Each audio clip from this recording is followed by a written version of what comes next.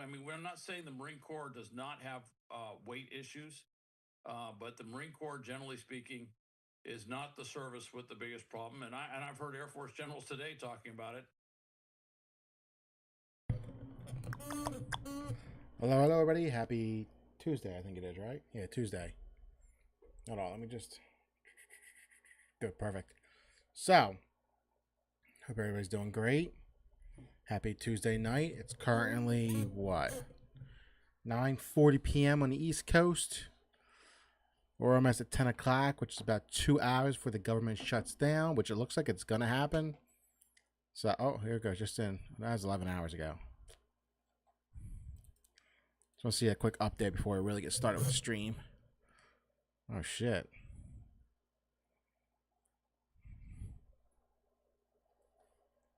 I think they told everybody to get ready for a shutdown at 12. Oh, no, I didn't want to click on that. I don't care about Nicole Kidman getting divorced. But her and were together for 19 years. Now they're getting divorced. Doesn't bode well for normal people. That's turning point. Trump doing. We're going to continue to make clear bigotry will get you nowhere. We are fighting to protect Fucking got him. the care of the American people in the face of an unprecedented Republican assault. It's a disgusting video, and we're going to continue to make clear bigotry will get you nowhere. We are fighting to protect the health care. There was a tweet out that said something about like get ready because the government's about to get shut down.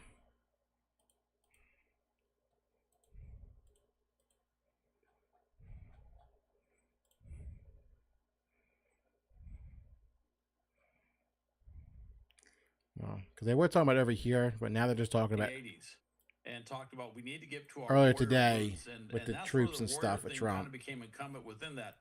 Strangely enough, he's also a commandant who Give me a second. I just want to test the great stream out, make sure commandant, everything's running but, fine. was a little heavy set, and I know the Marine Corps, So you may hear there slight were echo because I want to comments hear that were said how about that, and I'm sure I that he would sound have over the video. probably pointed out if he was there today.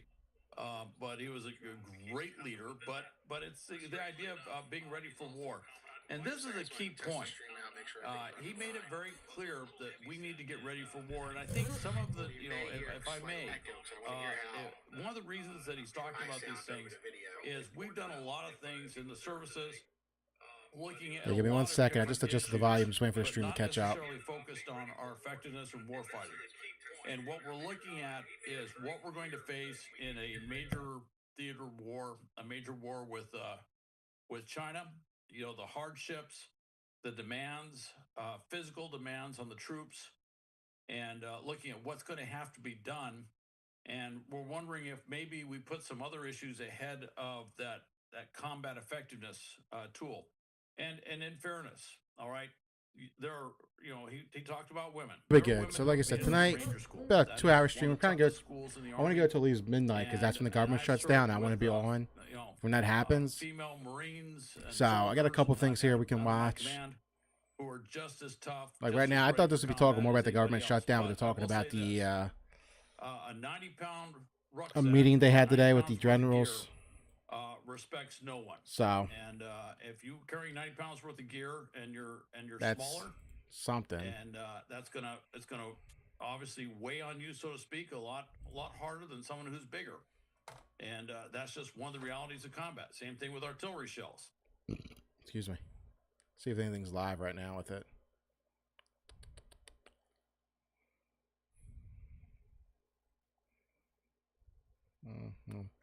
The White House is playing this over and over. How they're going to keep the lights on, how they're going to keep food on the table. Had the government shut down, hundreds of thousands of people would have not gotten their government doesn't paychecks. shut down because Federal Chuck Schumer employees would have and been Dollar Store furloughed, Obama, aka sent Hakeem home. Jeffries, Military won't get paid. Head they are Start coming with a bill. Teachers won't get paid. Our wildfire Or they want fighters funding. won't get paid. Federal prison guards won't get paid. A government shutdown. Their main thing right now, what's holding this all up, is they want they would open the border back up, letting like at least 1 million people a year or something like that, which is ridiculous because we already got fucking 20, 30 million people here already that came illegally during the Biden administration. Shutdowns cost taxpayers And they want to give billions of dollars your per money year. and my money Shutdowns to cost cover the illegal economy immigrants' health care. billions And Trump's of that's a dollars. no-go. Like that's They not even cost negotiable. It's not businesses. happening. They could even So this is where we cause a stand now. He's downgrade playing to this the video. It's been playing for nation's like an hour or two now. Families who benefit from WIC and other That nutrition programs could see benefits. How the Democrats are saying the government shutdown wouldn't be great. All they gotta do is vote on the spending the spending bill that's in the it's going through now. Their SNAP benefits in February. But they So refuse. that means American children will be going to bed hungry. It's unacceptable. The longer that this shutdown goes on, So I believe the Republicans more need Americans 60 will votes be total for it to affected. pass, and they only have 53, I think it is, 52. Shutting down the government should not be a negotiating tactic. Hostage taking Miss Pocahontas. is all they have left. A last gasp of those who cannot cope with the realities of our democracy. So here's them about the shutdown. And it's going to happen. But we also got a video here. People hostage instead of just letting them do This is their Mark jobs, Dara. which they He used to wanna work do for while BioWare. we're He worked there for a working long out fucking time. differences. He worked on Dragon Age series. So 1, 2, This is Inquisition. democracy. And in a He worked democracy, on the hostage original. tactics Well, you know, are the I'll say that later because I'm last going to make a resort YouTube for video of those that. who And we have my can't boy, win fights the through Completionist, is back, baby, can't after a win 2-year their fights hiatus. in Congress, can't win their fights for the presidency, and can't win Ugh. their fights in the courts. Trying to see if we can Government find shutdown of any anything duration would harm hardworking Americans. about the shutdown, something that's live. We're out from the Senate. Is this Wiping live? out a $50 billion rural hospital support fund and sending your tax dollars overseas for climate initiatives.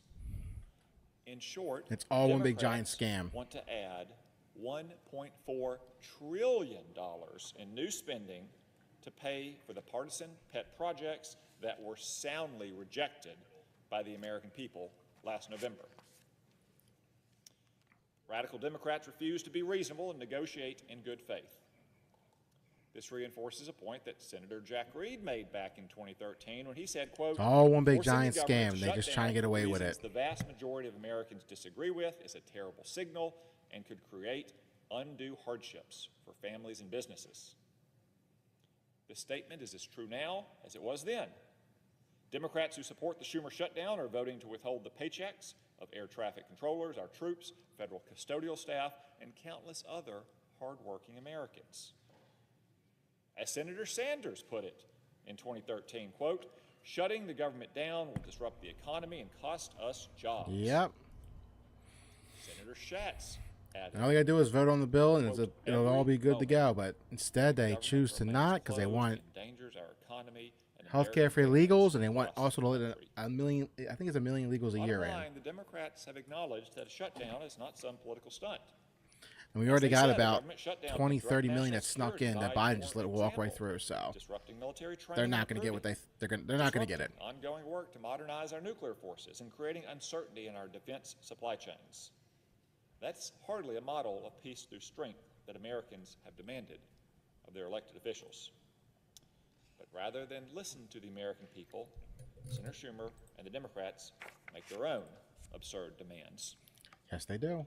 To make matters worse, They think they're the still calling the Democrats are shots. conflating the budget process with policymaking, an approach that they have long condemned.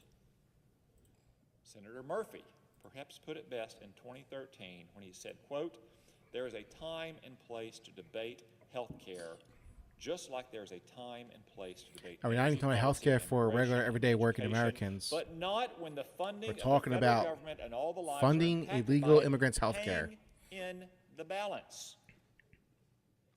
Senator Murphy, in 2013, there's a time and place to debate health care, not when the funding of the federal government hangs in the balance. I want to find some ICE videos too of them, Enough is enough.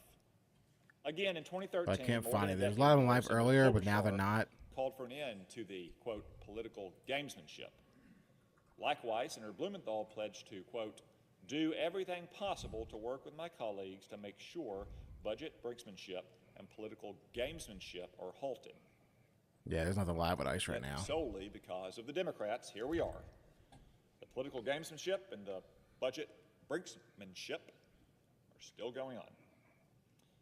So let me state clearly, a Schumer shutdown will be carried out at the expense and on the dime of the American people. About 2 hours away from it, baby. Remember, it wasn't happenstance that the American people threw How'd they do radical shutdown? Democrats Good. out of the Oval Office and congressional leadership last fall. It saves us so much money too, taxpayers-wise. The Schumer shutdown is a last-ditch effort to save face after spending years pushing disastrous policies that led to rising costs. And he's worried now because he's looking terrible doing this. Let me leave you with one last quote. There's rumors 2013.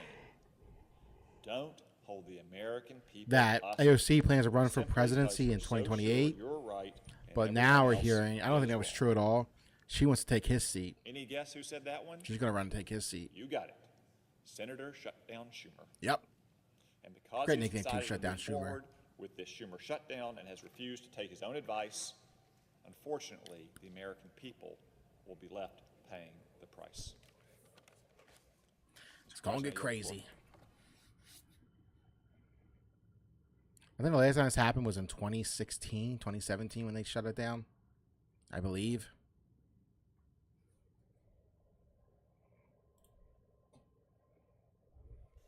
Senator from Massachusetts. Thank you, Mr. President. Mr. President, I rise today to seek unanimous consent to pass H.R. 5100, a bill to extend the Small Business Innovation Research and Small Business Technology Transfer programs for 1 year. This bill was unanimously passed by the House of Representatives, led by the Republican chairs of both the House Small Business Committee and the House Science Committee. Hundreds of small businesses have written to Chair Ernst and to me, urging passage of the House bill to avoid ending the program. The national academies, including Trump's former Undersecretary of Defense for Acquisition, wrote to us urging passage of H.R. 5100. And given that the House will not be in session today, any objection or modification I was going to stream some more Luigi's Mansion 3 on my Switch too, but this is just a little bit more important. We'll get back to that tomorrow morning. Yet here we are, watching the clock expire on one of the most bipartisan and successful small business Is this live right now or just live from, just playing something from earlier? If we don't pass this bill, more than $4 billion worth of research and development funding for research institutions and small businesses is at stake. SBIR and STTR have led to technologies that have changed American lives.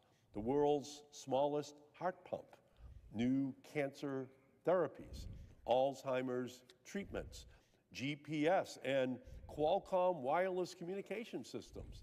This program has gone above and beyond the expectations of those who enacted it more than 40 years ago. For every I don't know if this is technically like the channel's live, but I don't know if this feed's live. $22 to $33 in economic benefits. And this number includes, contrary to recent rhetoric, positive returns on investment from the top 25 companies. 63% Give it on healthcare of the now. top 25 companies commercialize their technology. Karen. In 2024, 60%. The big story here at 6, the showdown on Capitol Hill. The deadline to keep the federal government open is now just 18 hours away. A meeting between President Trump and lawmakers yesterday resulted in no major breakthroughs. Yeah, Marissa, if a deal is not reached by midnight tonight, the federal government will Got shut toothpaste down. on my shirt. That means tens It's of gonna shut thousands down. of local federal workers are now at risk of being furloughed or losing their jobs altogether. We have live team coverage for you on the matter. Maureen Ume is following the potential Now, if impact this on does those shut federal down, workers, but we're going to start with it's Mel kind of a Hall, win-win who's for live on Trump Capitol Hill because with the latest on the negotiations. Mel. as president with the shutdown, Well, the odds are tilting more. he'll be able to fire toward whoever he actually wants having a with government no shutdown. ramifications. Even if there was He a can just go and fire compromise him. here in the Senate at some point today, House Republicans are not even in town to be able to ratify that. Monday's late afternoon meeting at the White House between Trump and all four leaders in Congress was the first since President Trump got into office. Democrat Senate Majority Leader Chuck Schumer and House Minority Leader Hakeem Jeffries hope to convince President Trump to broker a deal. Schumer said Trump did not seem aware that many Americans' health insurance costs are set to skyrocket without a fix. Continuing health care subsidies is one of the Democrats' demands. Republican Senate Majority Leader John Thune and House Speaker Mike Johnson argue those issues can be taken care of after a vote to keep the government funded. Vice President J.D. Vance attended the meeting, too.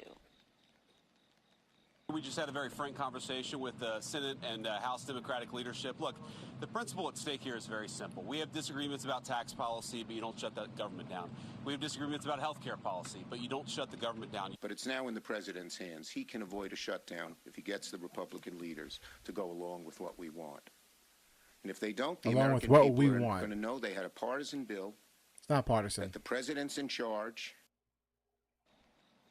Democrats also want to restore cuts to Medicaid. You want to give illegal aliens health care and bring $1 million in a year, I believe it is. After their budgets have been approved, Republicans say their coalition is firmly against making any changes. Now the clock is starting to run out on this. As I mentioned, there.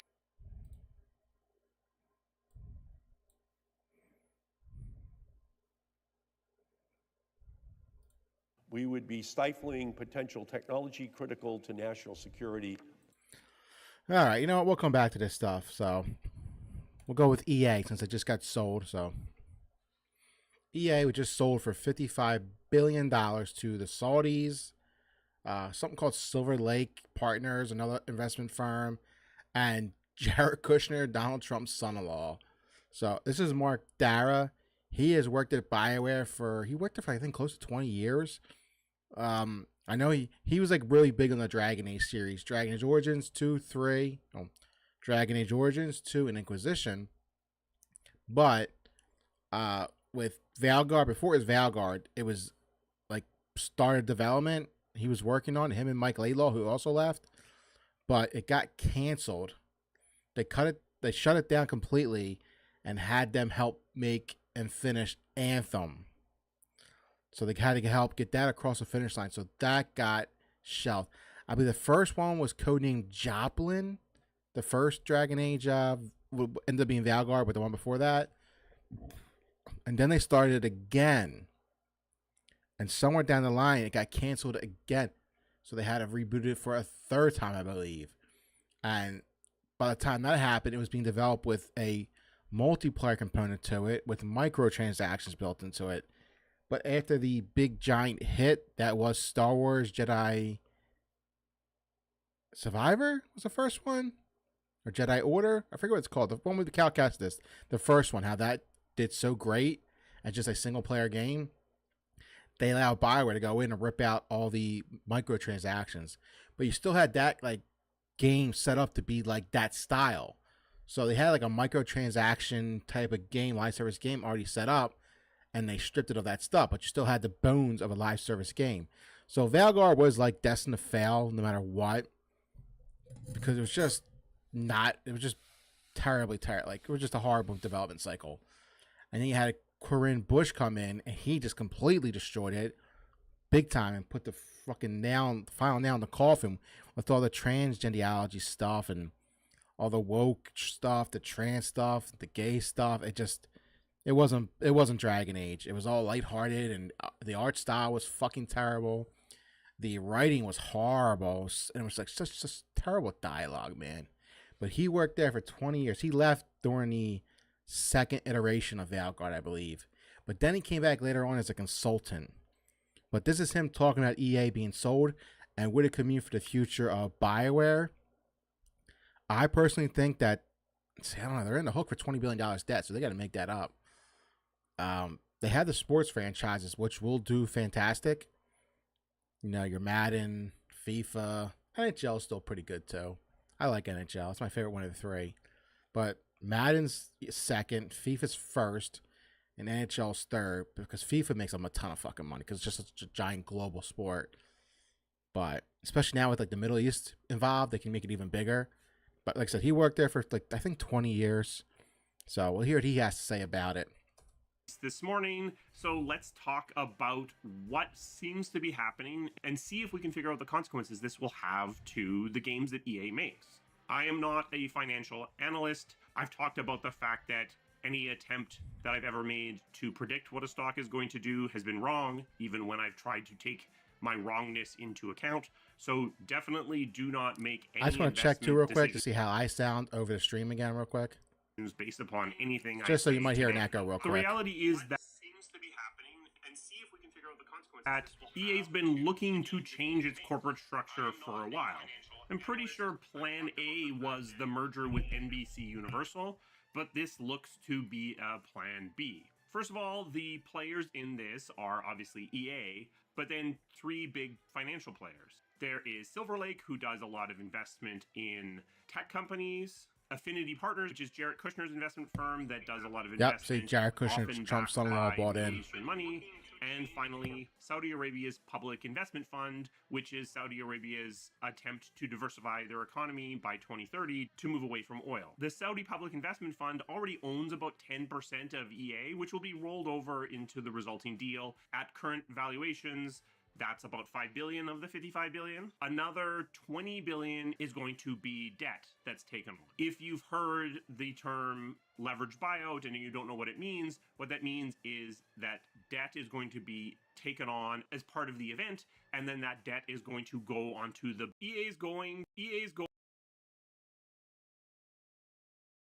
Let me start again because I want to make it sound a little bit better. Hold on. It's being a YouTube video anyway, so don't even worry about it. Like, cut it, make it into a YouTube video. So, like I said, Mark Dara worked at BioWare for 20 years. See what he has to say about the whole acquisition. Going private for about $55 billion. We have more details released this morning, so let's talk about what seems to be happening and see if we can figure out the consequences this will have to the games that EA makes. I am not a financial analyst. I've talked about the fact that any attempt that I've ever made. He also said, like, I like Mark Dara. He's a good dude. I think he's a great developer. But he also said, he came back and said that, see, I don't know if he's just saying because he had to, but he was only a consultant, so he shouldn't have had to.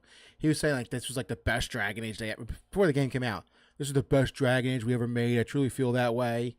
And not even only was it the worst fucking Dragon Age ever made, it was one of the fucking worst games I've ever played. To predict what a stock is going to do has been wrong, even when I've tried to take my wrongness into account. So definitely do not make any investment decisions based upon anything I say today. The reality is that EA's been looking to change its corporate structure for a while. I'm pretty sure Plan A was the merger with NBC Universal, but this looks to be a plan. See, I didn't know they were actually planning to merge with NBC Universal. I wonder what that would look like. I gotta check that out. Maybe you can find that details online. I'll look later. But obviously it didn't happen. They went with the Saudi fund and Jared Kushner for $55 billion. And I think, see, I heard it was like one of the biggest acquisitions ever. Apparently it's the biggest like acquisition ever. Like ever. Which is fucking crazy for a video game company. B. First of all, the players in this are obviously EA, but then three big financial players. There is Silver Lake, who does a lot of investment in tech companies. Affinity Partners, which is Jared Kushner's investment firm that does a lot of investment, often backed by Middle Eastern money. And finally, Saudi Arabia's Public Investment Fund, which is Saudi Arabia's I don't know what the hell that means. To diversify their economy by 2030 to move away from oil. The Saudi Public Investment Fund already owns about 10% of EA, which will be rolled over into the resulting deal at current. Now, the Saudi Arabia Fund, not only do they, well, now they're co-owners of EA, but they also own about, like, I think, like 5% of Nintendo. Or maybe 8% of Nintendo, like 5% of Take-Two, and like 5.1% of Capcom too. So the Saudi Arabian like fund has their hands all over gaming right now, and esports too. Like they're really trying to make like video games and stuff, I guess, popular there, or they just see good investments. I don't know, but they got their hands everywhere. Valuations. That's about $5 billion of the $55 billion. Another $20 billion is going to be debt that's taken on. If you've they got $20 heard billion in debt. the term leveraged buyout and you don't know what it means, what that means is that debt is going to be taken on as part of the event, and then that debt is going to go onto the balance sheet of the company that's taken over. So after this closes, if it closes, EA is going to have an additional $20 billion worth of debt on their balance sheets. Obviously, adding $20 billion to your balance sheet is going to require you to pay a lot of interest. If we look at EA's current what the fuck is the interest on $20 billion? Financials, especially with these interest rates right now too. Oof. They're netting out about $1.2 billion. I didn't realize that he has a Dragon's Inquisition dragon back there. This is a little side tangent. I can't stand dragons in fantasy that are like this, where they have the first the claws. They shouldn't have these claws. It should just be wings and back legs. I can't stand that shit. It drives me nuts. Like the dragons, like in Game of Thrones, those are dragons. I hate these kind of dragons. It's just it drives me nuts. Anyway, let's go. If that $20 billion is sitting at a 5% interest rate, that's $1 billion of interest that needs to be paid every year just to service that debt. So the company, as it currently stands, is in a dangerous position. Not perhaps as dangerous as what happened when Toys R Us got taken over in a leverage buyout. Toys R Us are coming back. Not a lot of room to play with there. If interest rates go up or a game does a little bit worse, you only have about $100 million. Interest rates will start coming down more. They already did 25 basis points. We'll see more cuts. Of leeway in order to keep your head above water. Have all this debt we now need to service, so you're going to look to save some money. Good news, by going private, you actually are going to save some money simply by not having to have investor relations people, to have the giant accounting group that's necessary to prepare your finances for your public statements. So there are savings that come simply from the act of going public. Is that hundreds of millions of dollars? No, a lot of cost cutting. But it's something. But additionally, especially for a company as historically financially conservative as EA, you're going to be looking for additional cost savings. And for a company where the majority of your costs come from people, that is likely... He's going to get to it, but here's what they're going to do. They're going to start cutting people. You're going to see a whole bunch of studios just get completely fucking gutted. I'm talking like 45, 50% of some staff are going to be gone. And I'll tell you right now, it's all you DEI activists that got hired and the Karens that got hired who don't know what the fuck they're doing only got hired because their race, gender, and sexual orientation. You're fucked. You're all getting fired, especially with the Saudis in charge. They don't play with any of that stuff. You're all gone. So go check McDonald's. Maybe they're hiring. Going to mean layoffs and studio closures. There's already rumors now that they want to cut a bunch of the devs, and instead of hiring new ones to take their spot, they'll hire some new ones to take their spot, but a lot of it's going to be whatchamacallit, what's the word I'm looking for? They're going to be, instead of hired new devs, they're going to just have AI do those jobs. So it's the future, baby. And a dramatic reduction in people. I'm going to throw some very broad numbers, mainly for ease of math. If you use a fully loaded number of $200,000 per person for a full-time staff member, which is actually low in some places and high in others, but it's a good ballpark because that means if you let go of 5 people, you save $1 million a year. Then if you lay off a lot of money. 500 people, then you save $100 million a year in salary and other I believe costs. some of their studios are in Canada where it's extremely fucking expensive to operate. Where he worked, BioWare is in Edmonton. Like, I think it's Edmonton. Is Edmonton a city or is it in Alberta? Hold on. I believe Edmonton is just like its own territory.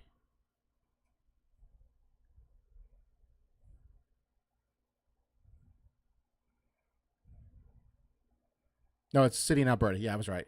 So and it's extremely probably cheap to live there. And it's a more conservative area too. For like all of Canada, it's actually like a conservative area. That was one of the places people were talking about. How remember when Trump was talking about buying Canada, make it the 51st state? Alberta was seriously considering doing that. They're a more conservative part of Canada than the rest. But like I said, Edmonton, Alberta, it's a fairly cheap cheap place to operate. So I think that's, good for BioWare so far.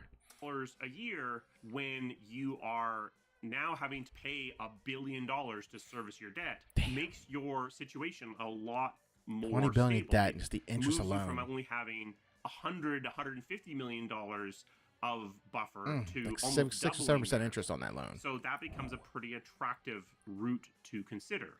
So chances are one of the consequences of this is that there are going to be changes at EA in terms of structure, in terms of the games that they're making. When you look at the investments that the Saudi group has been making before now, they've been buying a lot of sports-related things. Yep. EA, which is now broken into two different groups. The Saudis EA love Sports and soccer. EA Entertainment. Half of that makes a ton of sense. EA Sports makes a ton of sense fitting into that portfolio of. I think they try to spend like a sports bunch of franchises, billions and billions of dollars to get Ronaldo to play there. Leagues of sports, trying to turn Saudi Arabia into a destination for sports and sports-related things. They've also been investing in esports and other entertainment and video game-related properties. Definitely EA Sports and some of the more competitive aspects of the EA Entertainment portfolio make a lot of sense. Additionally, EA Sports is where most of the cash is thrown off from the game-making business. 75% of EA's money last especially year those microtransactions. was made through live services. A ton of that were the Ultimate Teams from FIFA or Football Club and Madden. Speculation, but I wouldn't be surprised to find out that the Saudi Public Investment Fund is looking to maybe even acquire the FIFA organization and bring it under their umbrella. If They're trying, they probably are trying to do that. Football Club can go back to being FIFA. They got the Not sure money. how much of a difference it I makes, think but the it could be reporting part is of that they the have strategy. that Saudi fund, the PIF, Public Interest Fund, I think it's called. I forget. But apparently they have over $900 billion in a war chest to play around with. So they could buy literally anything they want. That's fucking crazy to think about. They could buy literally anything they want to buy. Holy fuck. The Saudi government has been accused of sports washing, essentially going out and acquiring sports teams and events and other publicly facing things that occur in their country. Like I said, they try to spend a couple billion to get Ronaldo to come there, but I don't think he did. Some of the legitimate I'm not a human soccer rights guy, so I'm not violations sure. that I have just been remember hearing that leveled story. against the country.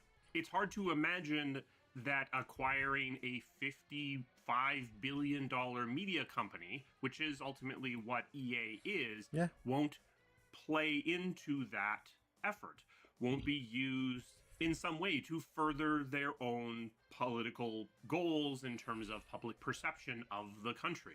If the goal here is to generate cash flow, the sports part of the organization, pretty good at that. It generates pretty consistent cash flow. It's relatively mature. It's not growing super fast, but it definitely generates cash. So it seems like that part of the organization is very safe. When we look at the EA Entertainment part of the business, then we have to ask some other questions. I suspect games like Apex Legends, still interested. They still generate a consistent any kind of live service game source. With the Battlefield team, I guess we will see what happens with Battlefield 6. That'll do but good. If Battlefield 6 is as successful as it is expected to be, we continue to see Battlefield games. Historically, there's a new rumor out that they want to take a couple of studios, maybe just at DICE alone, and split into like 2 or 3 different studios, and just have them cranking out Battlefield games every year like Call of Duty. This year, Battlefield 6 coming out and Call of Duty Black Ops 7, I think it is. I don't even know what the hell they're on this now, Call of Duty. Call of Duty has been getting a lot of flack lately for just how fucking absurd that game has become. Like, you can play as Nicki Minaj and shit, and like have like Beavis, you can play as Beavis and Butthead, I think, in the game. I'm not sure. I don't play Call of Duty, but a lot of fans were bitching before even Battlefield 6 came out. They were bitching how they want to just return to like a cool ass military shooter, and that's exactly what Battlefield 6 is doing. So I still think Call of Duty will be the highest selling game this year, like always, but Battlefield 6 is gonna be right on their fucking tail. I bet. Watch. It looks. I played the beta and it felt. And I don't play these kind of games like first person shooter is not my thing. But I played the beta because everybody was talking about it and hyping it up, and I had a lot of fun. Not gonna lie. It was hard as fuck, and I died a million fucking times, but I had a lot of fun. So, like I said, I still think Call of Duty is going to be that top, seller every year. But Battlefield 6 is going to be right behind them. And they're going to, they're catching up. Sims has been a good revenue source, confusingly understood by the EA organization, but a consistent source of cash. Does The Sims fit into potentially the messaging desires of the three groups that are involved in the acquisition? Potentially not, but it's potentially not super out of position. But then the remainder of EA, the other parts, the other development houses, the other groups that haven't shipped anything in a while or have shipped things that didn't do very well, so the groups working on the Marvel games and, of course, BioWare. Oh, yeah, make an Iron Man game. I think going to be that was still in development. Different position. They'll put that out. If this it's Marvel. is a PR move for the Saudi government as much as it is a financial one, the studios that don't have much of a track record, what you might do is just come. They're also working on a Black Panther game, I think. And that was led by a bunch of like DEI devs and like SJWs. I think some of them used to work at Sweet Baby Inc. And of course they didn't know what the fuck they were doing. They're just hired because they were like trans and all that weird shit. But I remember EA went to go check on it, and they were pissed about how far behind it was development-wise. They ended up canceling the game outright and closing the whole fucking studio down because they were just so far behind development-wise. Because these people got hired, not based on skill or merit, but based solely on skin color, race, and gender ideology, which is just a fucking stupid... We're seeing it now. The entire video game industry is fucking collapsing on its face. And they're all getting bought out by Saudi Arabia and China. It's like crazy. Like Ubisoft, they went completely woke, destroyed their company. Now they're owned by China. EA, same fucking story. Now they're owned by the Saudi government. It's crazy because back in like 2017, 2018, especially in 2020, it really ramped up. A lot of these companies, and still across the board, media, movies, TV, streaming, games, everything. BlackRock and Vanguard were giving these guys like, big, like giving them out like basically like loans, either very low interest loans or just like grants to hire a bunch of these DEI individuals. So of course the big giant corporations took that money and hired them. But in 2022, the entire economy shit the bed and we went to a recession and interest rates freaking skyrocketed. So that BlackRock and Vanguard money went bye-bye. So now EA, Ubisoft, all these people were on the hook now for these developers who couldn't do shit.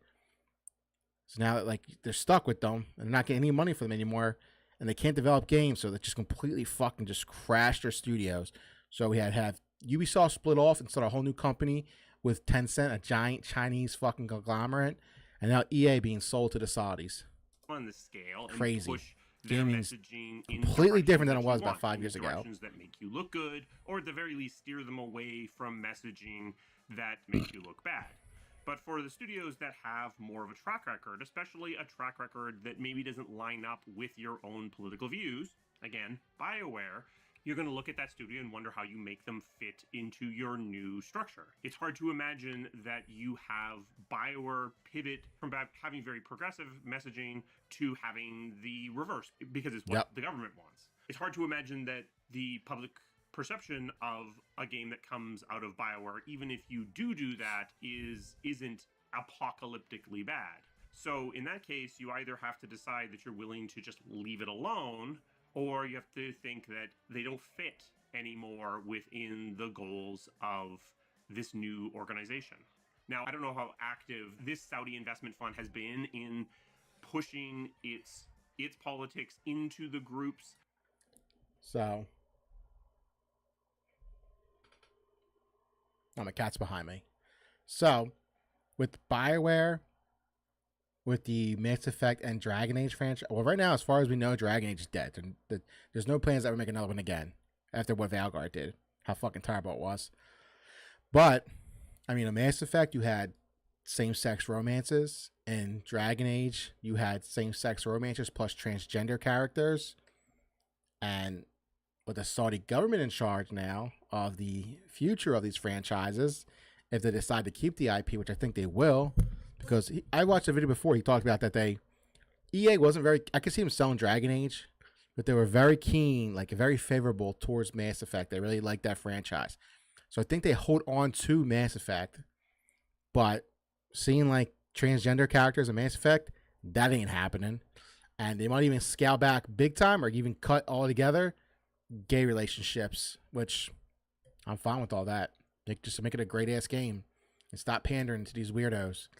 But as far as I know, the Dragon Age franchise, even if the Saudis didn't buy it, it was dead and buried. They didn't want anything to do with it after Valkyrie was doing so terrible, which sucks because you could make a great game out of that.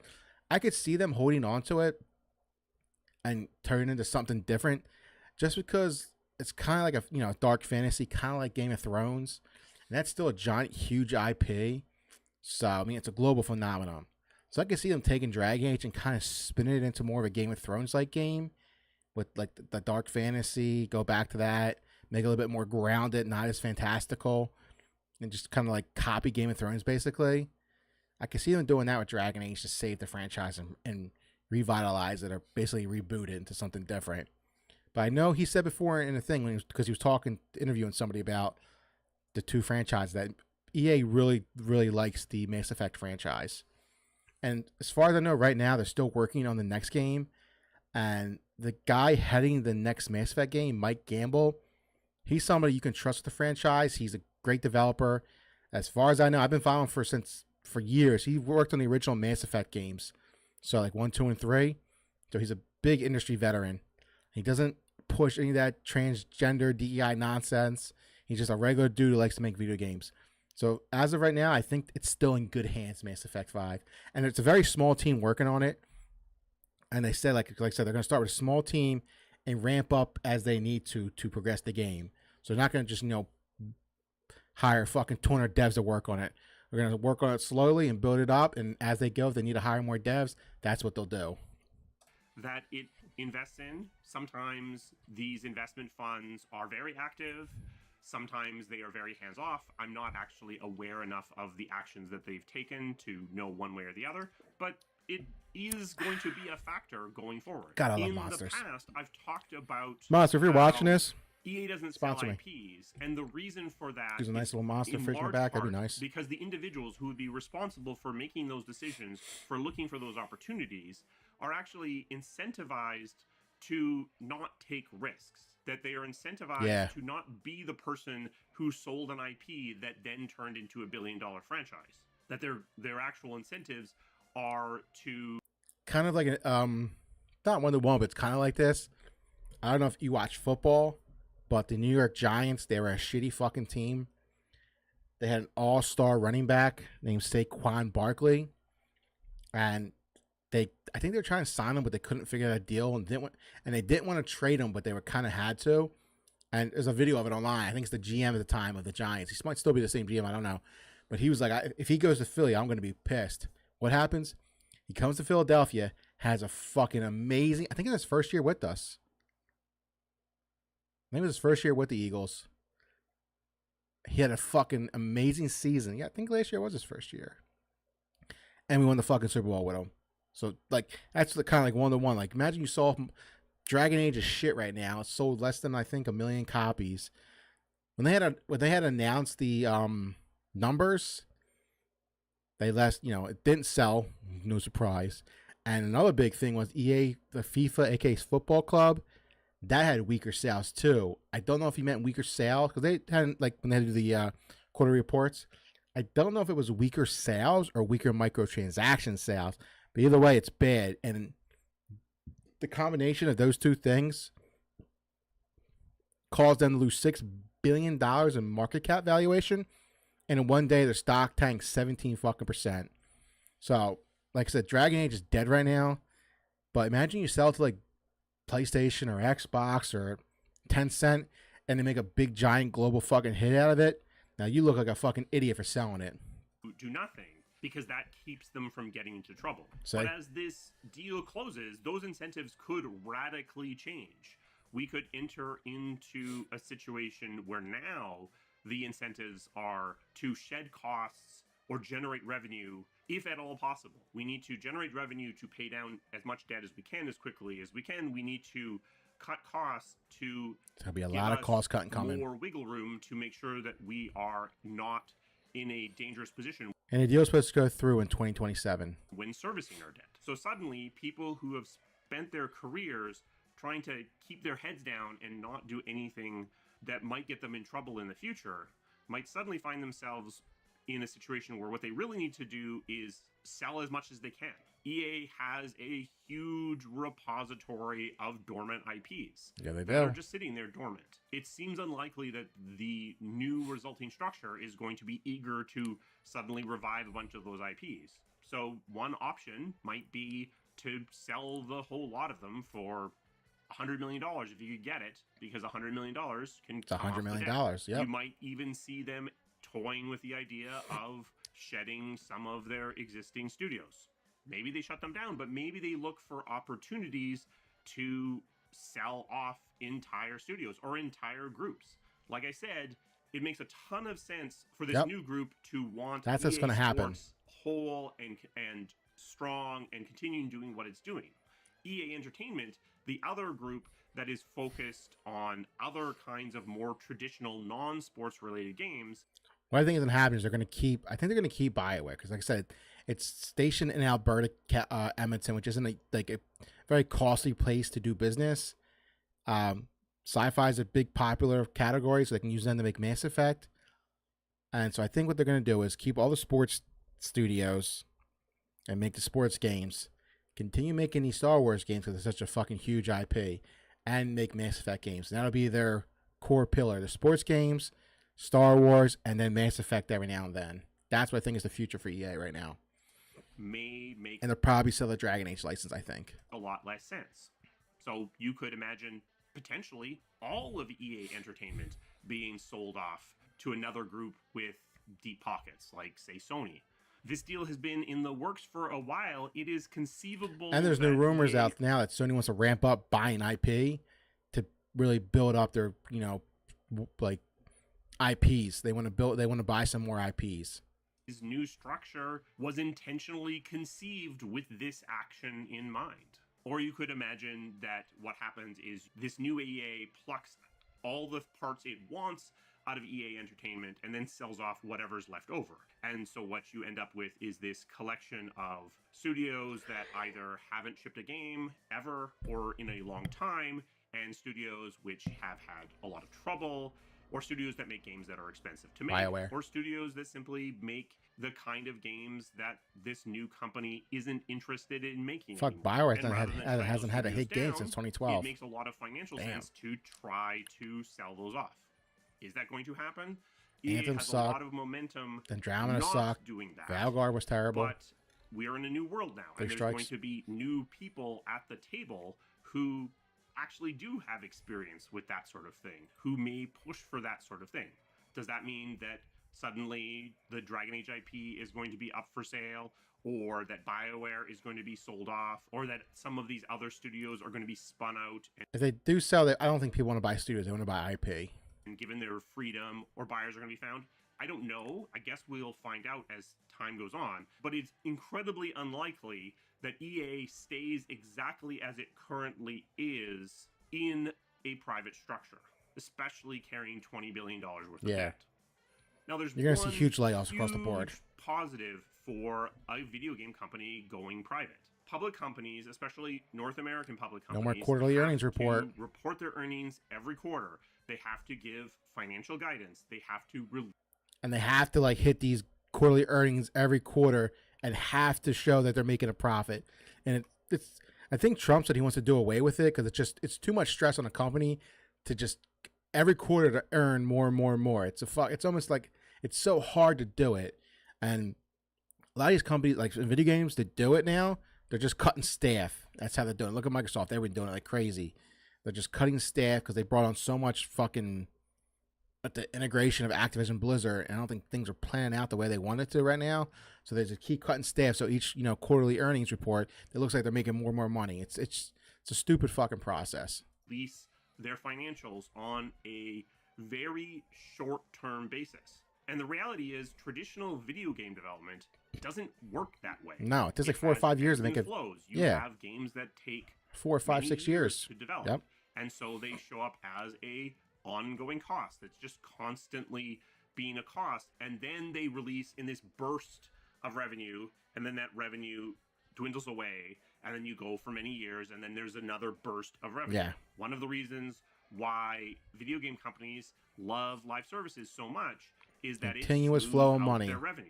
Like I said earlier, 75% of EA's revenue is currently coming from live services. Microtransactions. In a private company, you don't need to report your financials on a quarterly basis. You Which is don't great. need to report your financials At all. There are people, obviously, who are interested in the company making money, but they can decide individually on their own terms what they want to see. If they want to see a studio go dark for 25 years in order to investigate some sort of radical new way to develop games, they can do that. Whereas as a publicly traded company, that's a very hard pitch. Maybe you'll hear the to train in make. the background. I think you can attribute a lot of the ills of AAA video games to the fate of publicly traded companies. Yep. To this line must go up, very short-term, 3-month stupid. focus It's on so dumb. the way that revenue works. It makes it difficult to slip games. It makes it difficult to try new things. It makes the studios very risk averse. It makes the studios very focused on the wrong time horizons. So a private EA has the possibility, at least, to think about video game development in a different way. You could imagine a world where you have EA Sports generating revenue, being this source of cash, servicing the debt, and paying Then you money take your time with into your single player whatever games to make structure them as ends best as up they can being formed. and release them then and make on a the ton of other fucking money. And EA Entertainment being tasked with something different. Still making money, but with different time horizons. Maybe simply with the goal of making games that sell the most that they possibly can sell, regardless of when they release. Or making games that make EA look good, because maybe it becomes a PR arm, or a multitude of other potential goals that could be placed on EA Entertainment in this new structure. Because now you're in a conversation with a few private owners as opposed to with the stock market. And that conversation can take a very different cadence. Will All it? true. I don't know. As I said, we don't really know what the goals of this acquisition actually are. So is this a good thing or a bad thing? In the short term, it almost definitely means a bunch of layoffs in game studios, Across the but board. also in financial and PR roles. EA is going to shed a bunch They're basically of going to people. reboot That their is entire definitely bad. company. In the medium term, it might mean studio closures, or it might mean studios being sold off, or IPs being sold off, which could be a good thing. In the long term, it's probably good for whatever EA still exists after all the dust settles. Because by being a private company, they are able to approach their financials in the way that best suits the way the business is being run. But it's very unclear at this point what that resulting EA. It's all supposed to go through in 2027. So for the next, well, basically out of 25. So all of 26. Don't expect any kind of like big game announcements, like single player wise or anything like that. You're just gonna get your Madden, your FIFA, and your NHL. EA actually looks like. It could allow for an EA that does more experimentation and allows game teams to take longer to release their games, resulting in better games.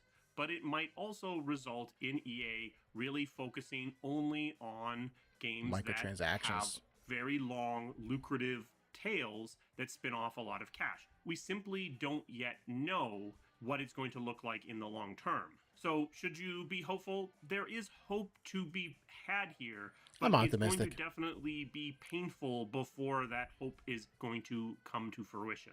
If this deal goes through, this will, I think, be the largest leverage buyout of Ever. all time. 55 I'm not sure that billion. that is a title to be proud of, but it is a big deal. Is this deal likely to go through? Yeah, I'm pretty confident this deal is going to go through.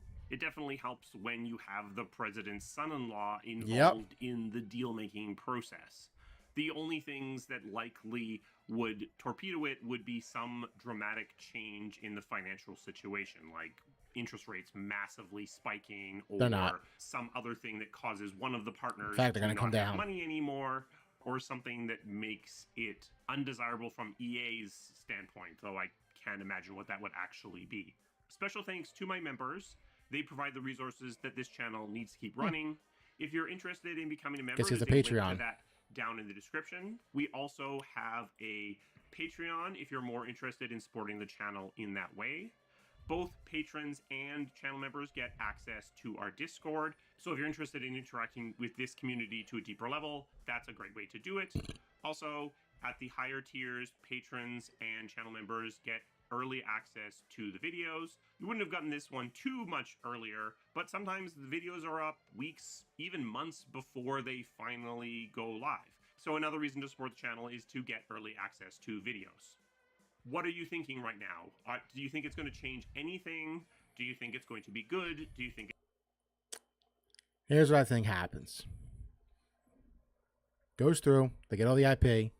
They are going to cut staff like fucking crazy. They're probably going to cut about 45% of the entire staff, I bet, across the entire fucking EA studios. They're going to definitely keep the sports games. You're going to have your FIFA, your Maddens, and your NHL. That's going to continue to roll out like clockwork with the live service built into them.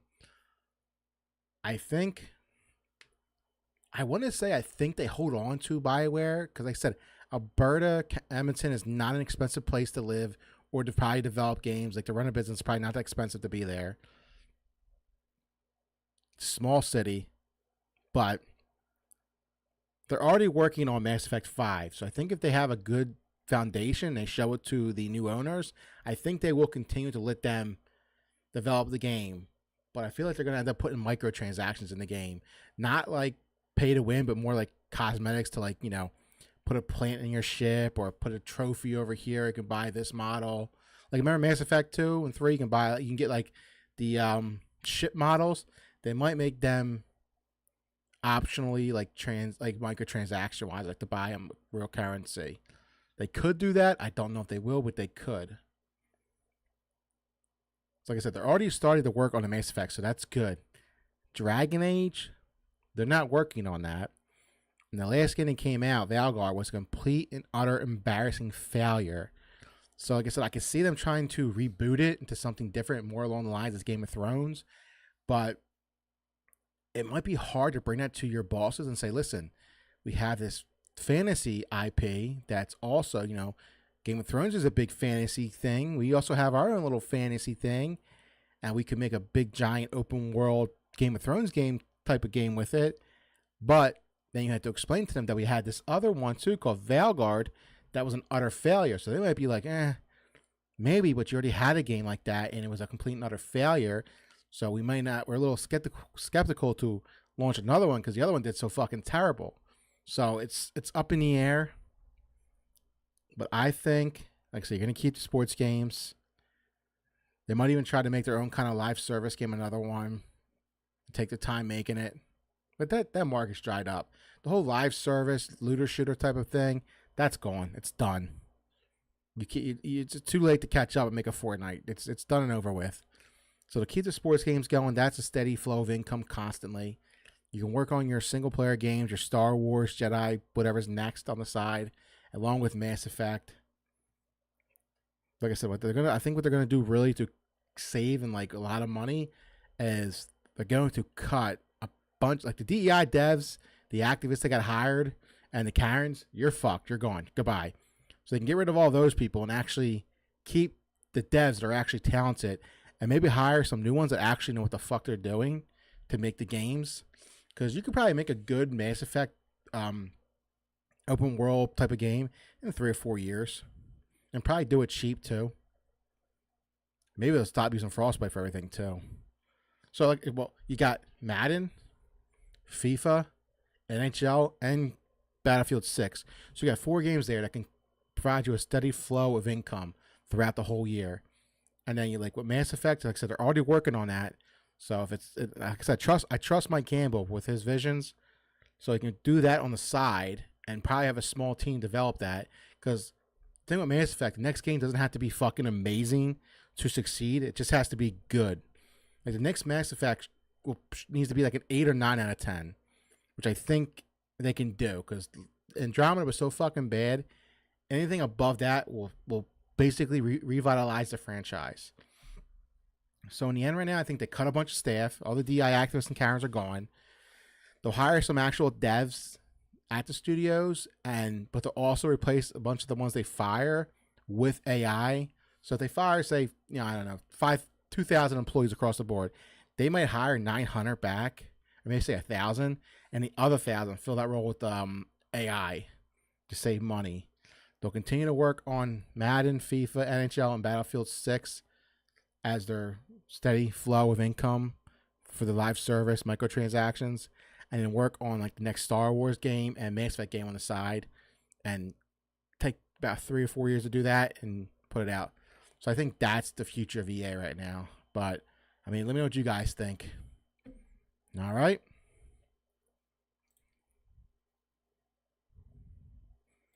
See anything's going on with the government. I like this guy, Depressed Ginger. He's really good. Check his channel out. Let's watch him for a second. Go to the gym.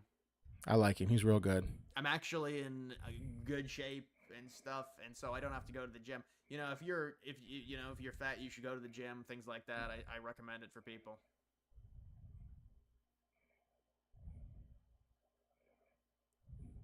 Are you happy for Bad Bunny? I don't even know what that is. It's Bunny's Mexican or some stupid. I had NFL Plus, the subscription for the NFL Network, because I like to watch. Dude, I watch Red Zone, and they started putting fucking ads in Red Zone. I was paying $15 a month for NFL Plus, and I was watching the game the other Sunday, and I got a fucking. It wasn't like a full commercial, but like, it's like, see, I'll do it with a mouse. Here's the screen you're watching the game on, like all this stuff right here, up here and over, like. Zoomed in and played a fucking ad. It was like a fucking minute ad too for like so I saw the screen here, but it got smaller, and it was like a 7 shape here. It came down and had like an ad for DraftKings. It was like a minute. I'm like, dude, what the fuck? And then I saw Bad Bunny's playing the fucking Super Bowl. I said, dude, who the fuck is Bad Bunny? I didn't even know who it was. And I looked it up. Dude's a weirdo, and he's a Spanish singer. Football's an American sport. No one's gonna want to sit there. No one's gonna know what the hell he's saying. So I canceled my NFL Plus subscription. I'm done with the NFL. I'm not going to watch it anymore. I still have Amazon Prime, so I'll catch the Thursday night game every now and then. And I also have, I don't have it. My sister has it. She's like a Disney. I don't have any subscriptions at all. The only subscription I have is YouTube Premium. And because I got to deal with it. I've had YouTube Premium for years. It's the only one I like, because it's all I watch is YouTube. And it's great not having commercials. I haven't seen a commercial on YouTube since like 2013, I think. But it's like $15 a month, I think it is now, or $12 a month. My phone service, I have Verizon, and they had a deal where you get YouTube Premium if you tack it onto your bill. It was like $9 a month, so I went with that. So I only pay $9 a month, and I get YouTube Music, which I used to have Apple Music. I canceled that, and so why am I paying for 2 different subscription services when I have Apple Music for $11 a month? But I also have YouTube Premium, which has YouTube Music. So I just use that now. But like I said, only subscription service I have. I had HBO Max for a little bit just because I want to watch House of the Dragon, because I'm a huge love Game of Thrones. I've read all the books. I don't know if you could see it. No, it's not up there anymore. It is. Hold on. Let me. Back. Hold on. No. Here, over here is the World of Ice and Fire, like the entire history of Westeros from Game of Thrones. I read that back to back. I've read all the books back to back, and they're fucking meaty books. Watched the shows, House of Dragon. I loved all. I'm a huge Game of Thrones fan. It sucks. We're probably never gonna get Winds of Winter or A Dream of Spring, I think is the other book supposed to be one finishing off. Next one's supposed to be Winds of Winter, and then Dream of Spring or something like that's the final book. We're probably never going to get that because George is too busy doing stupid shit with Hollywood. So, and if the book ends the same way as the show, yeah, fuck it. But I was a huge fan of that franchise, man. I loved it. Still do, but man, I can't ever seen a show going from the greatest show ever to one of the worst shows ever. Just like that with Game of Thrones. Seasons 1 through 4 were some of the best fucking TV ever. And season 5 was but then 6, 7, and 8 were fucking garbage. Just fucking horrible, dude. So fucking stupid. And the DB Wise and Benioff rushed it to get it done so they can go make a Star Wars movie. And Game of Thrones was so fucking terrible the way it ended. They got so much backlash that Disney didn't even give them the Star Wars movie because they did a terrible job with Game of Thrones. And those guys aren't even talented. They just took George's work and ran with it. I mean, also George didn't finish the book, so they thought that he would be done with the books by the time the last book came out in 2011. And the series started in 2011, I think, the first season.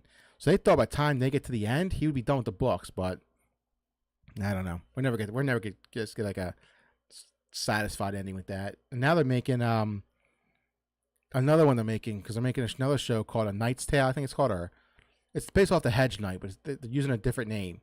Or it's Dunk the Tall. Like he's a big, tall fucking knight. He's like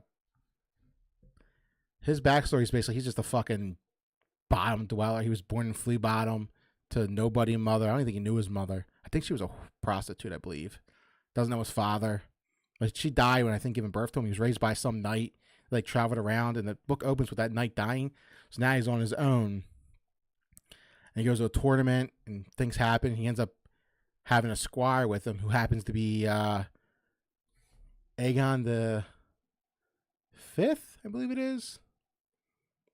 I think it's Aegon the Fifth, who's the fourth son of King Baelor. I think it is. No, not Baelor. Is it Baelor? I think it's like Breakbones Baelor was his name. Because I think he had two King Baelors. One was the pious one.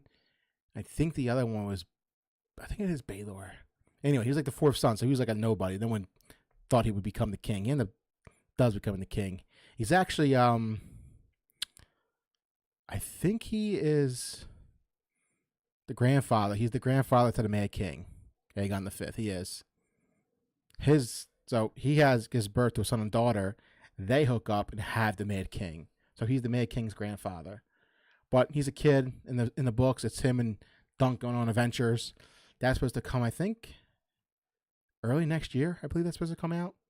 That series, and those books aren't done yet either. They're a bunch of short stories. They're not long at all. I read them too.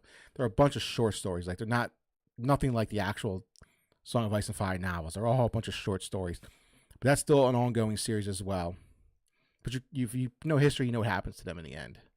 But anyway, I just went on a whole fucking Game of Thrones tangent there.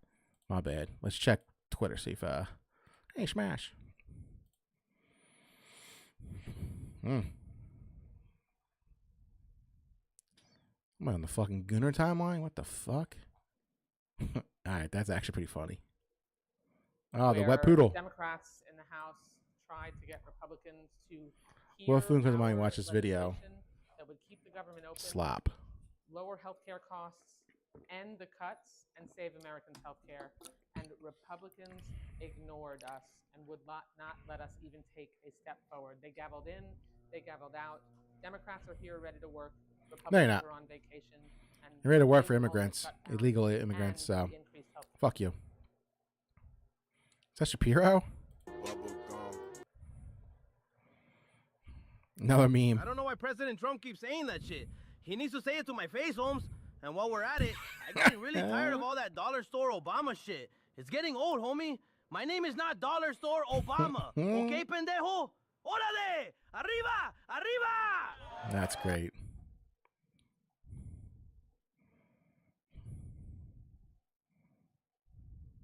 Nice. Damn, I'm really on a fucking Gunner timeline, ain't I?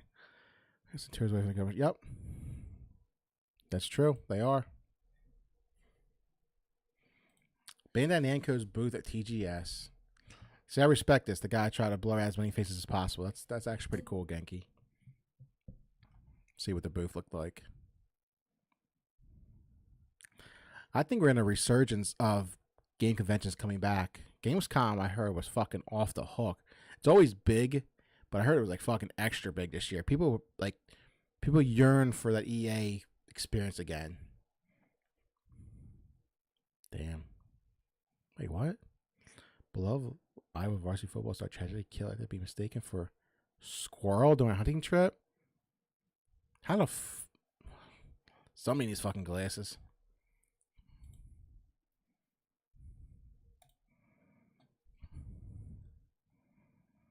Let's see if anybody's live, if anything's going down. One person standing in the way. And I'm certainly willing to work with my colleague on his concerns about free speech, but he would not even let our committee have any kind of discussion about any legislation, including his own. It's time to let the Senate work its will and vote to extend these cybersecurity protections. It is absolutely essential for this nation's national security.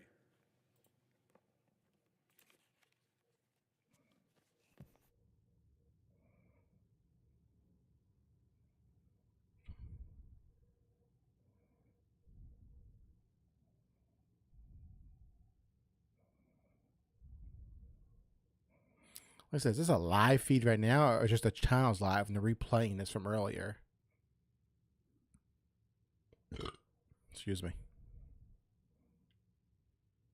We're about a 1 hour away, almost 1 hour away from government shutdown, baby. Let's fucking party.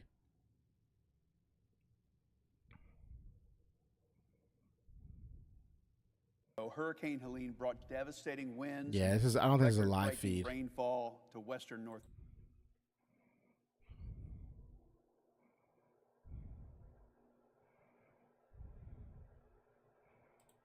Is this live though? My hand be agreed to, the preambles be agreed to, and the motions reconsidered be considered made, laid upon the table, all in block. Without objection. Mr. President, I ask unanimous consent that the Committee on Judiciary be discharged from further consideration. The Senate now proceed to S-Res 396. The clerk will report. Senate Resolution 396, condemning the tragic act of violence on September 10th, 2025 in Evergreen, Colorado. No, I don't think this is a live feed. Is there objection? Anyway, let's see what the completionist has to say. So this story's fucking, hold on. Content creators named Carl.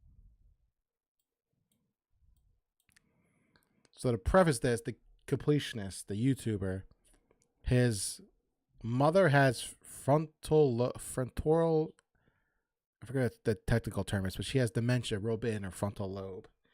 Kind of like if you see what Bruce Willis is going through, that same type of dementia where it's very fast acting and it completely just, man, you become like a potato. Like you're just nothing there. You don't have, you don't know what's going on.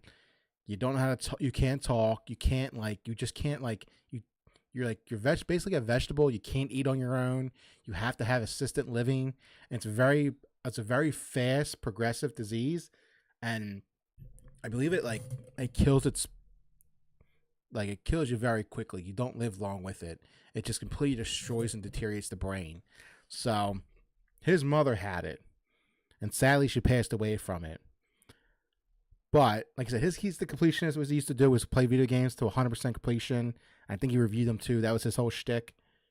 But they would do charity streams and raise money for some foundation to help, progress and find cures and studies for it. So they raised a couple $1 million, and he would always talk on stream about how they're working with, I forget the organization's name, but they were always working with them. There's this one organization they were always working with. And come to find out, they didn't donate any money to the organization at all. I don't know why. I have a theory why he didn't do it. But before he could even really explain what happened, the internet fucking jumped on him and called him a fraud and a phony. They called him out. They fucking pretty much ruined his career just about. Now he didn't spend the money on luxury goods or homes and like that. He just didn't donate it. So it's just sitting in the bank account this whole time, just sitting there. So it wasn't donated at all. I don't know why he's coming out now with an apology when it's been, I think, almost 2 years. He just did it right there and then, saying, listen, we have the money. Just take a picture of the bank account and show it. Here's all the money right here. We just didn't donate it yet. But he was on streams talking about how he already donated the money and how they're working with this organization, and none of that was true. But like I said, he wasn't actually spending the money. He just didn't donate it.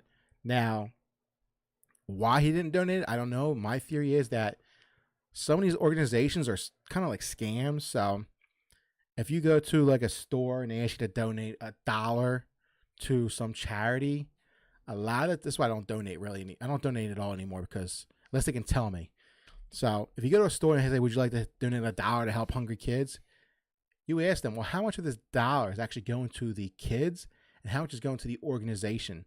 A lot of times you'll find out if you donate $1, 75 cents will go to the organization itself and like 25 cents will go to the child that's in need of like food. So a lot of these charities are kind of like scams. So a lot of them got caught like basically pocketing a lot of the money and only donating a small portion to actual charity. So that could have been one of the reasons he didn't donate it, because they're like, hold on.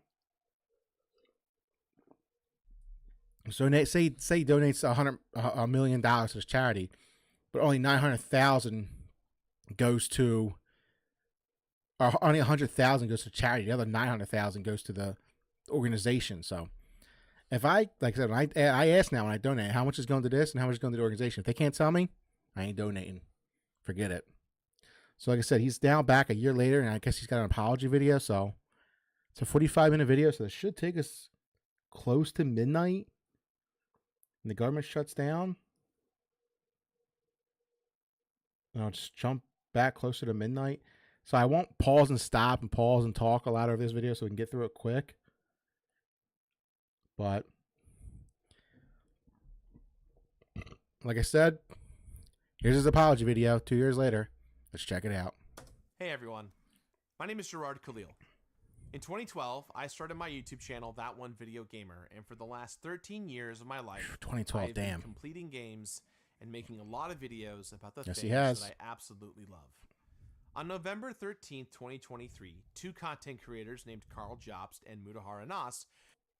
Jobs is actually being sued. He was sued by the guys. I forget. He's like the world record holder for Donkey Kong, and he won the lawsuit. Made Jobs look like Jobs look like an asshole. And Mudahar is a big fraud himself.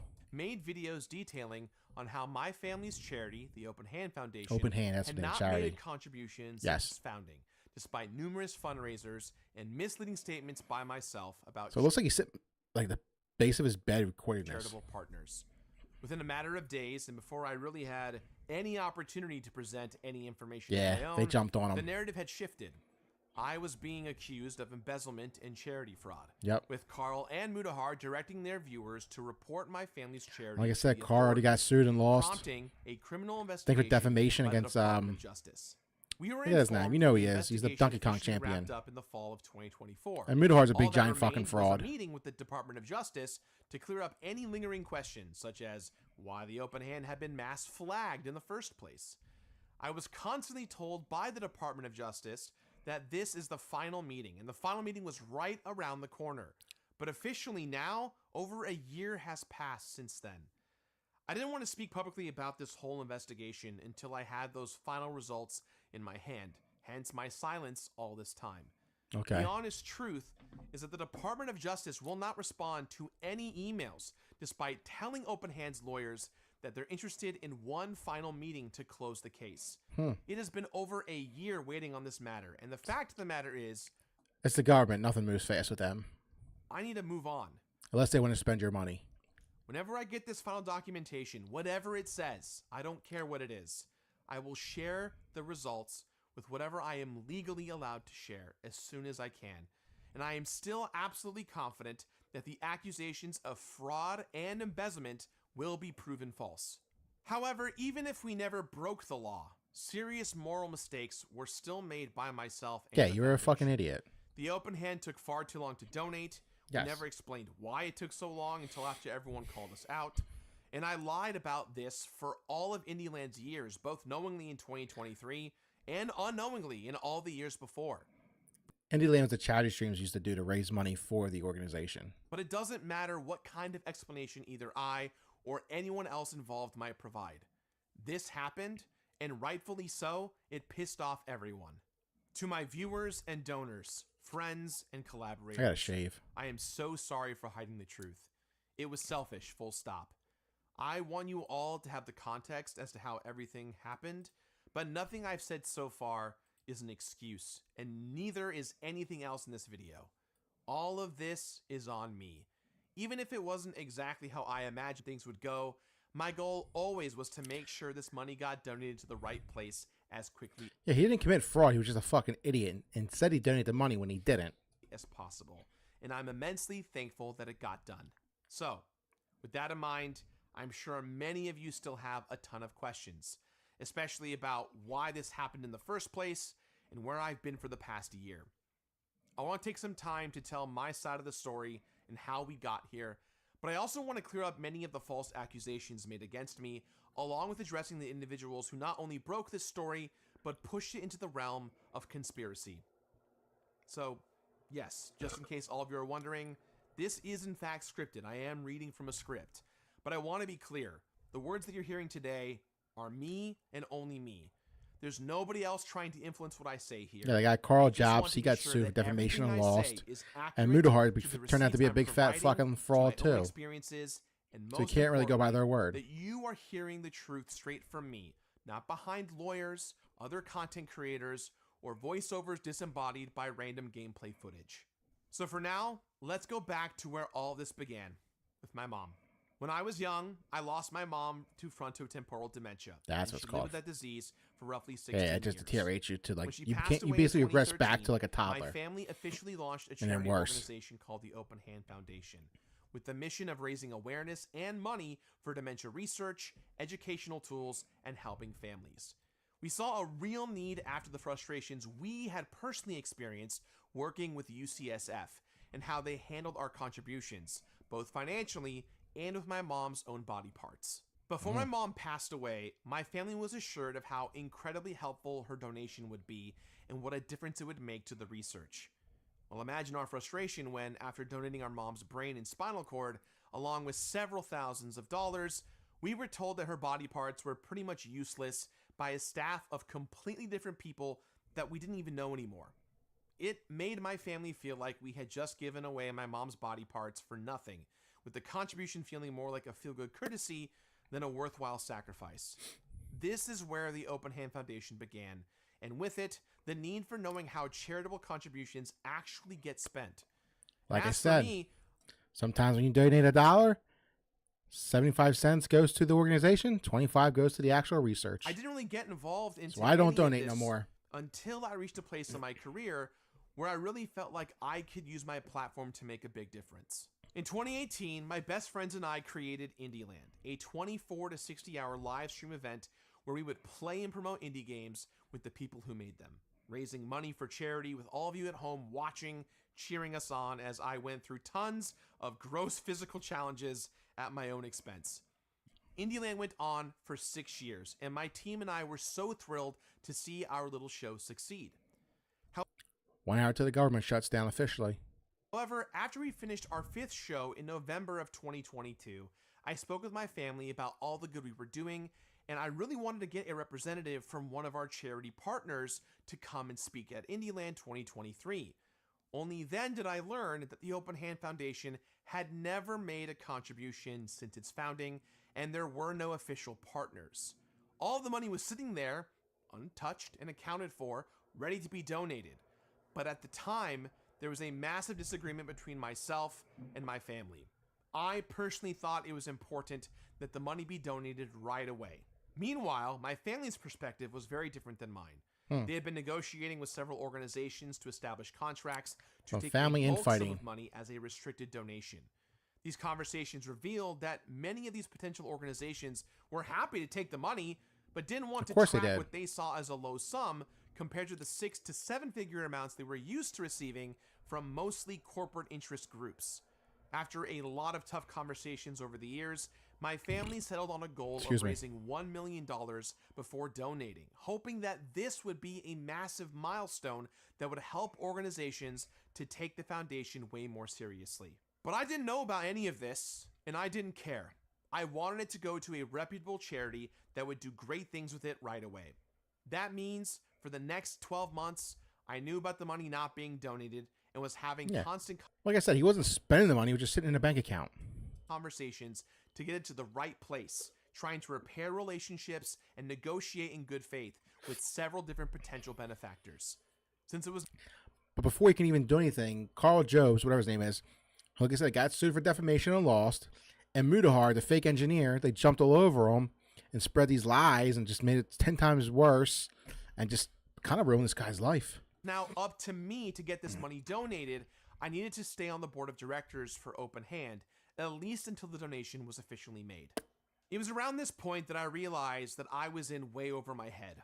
I had just lost my job at G4, and finances were... Dude, if you don't... Oh, he was at G4, that's right. The whole Frosk.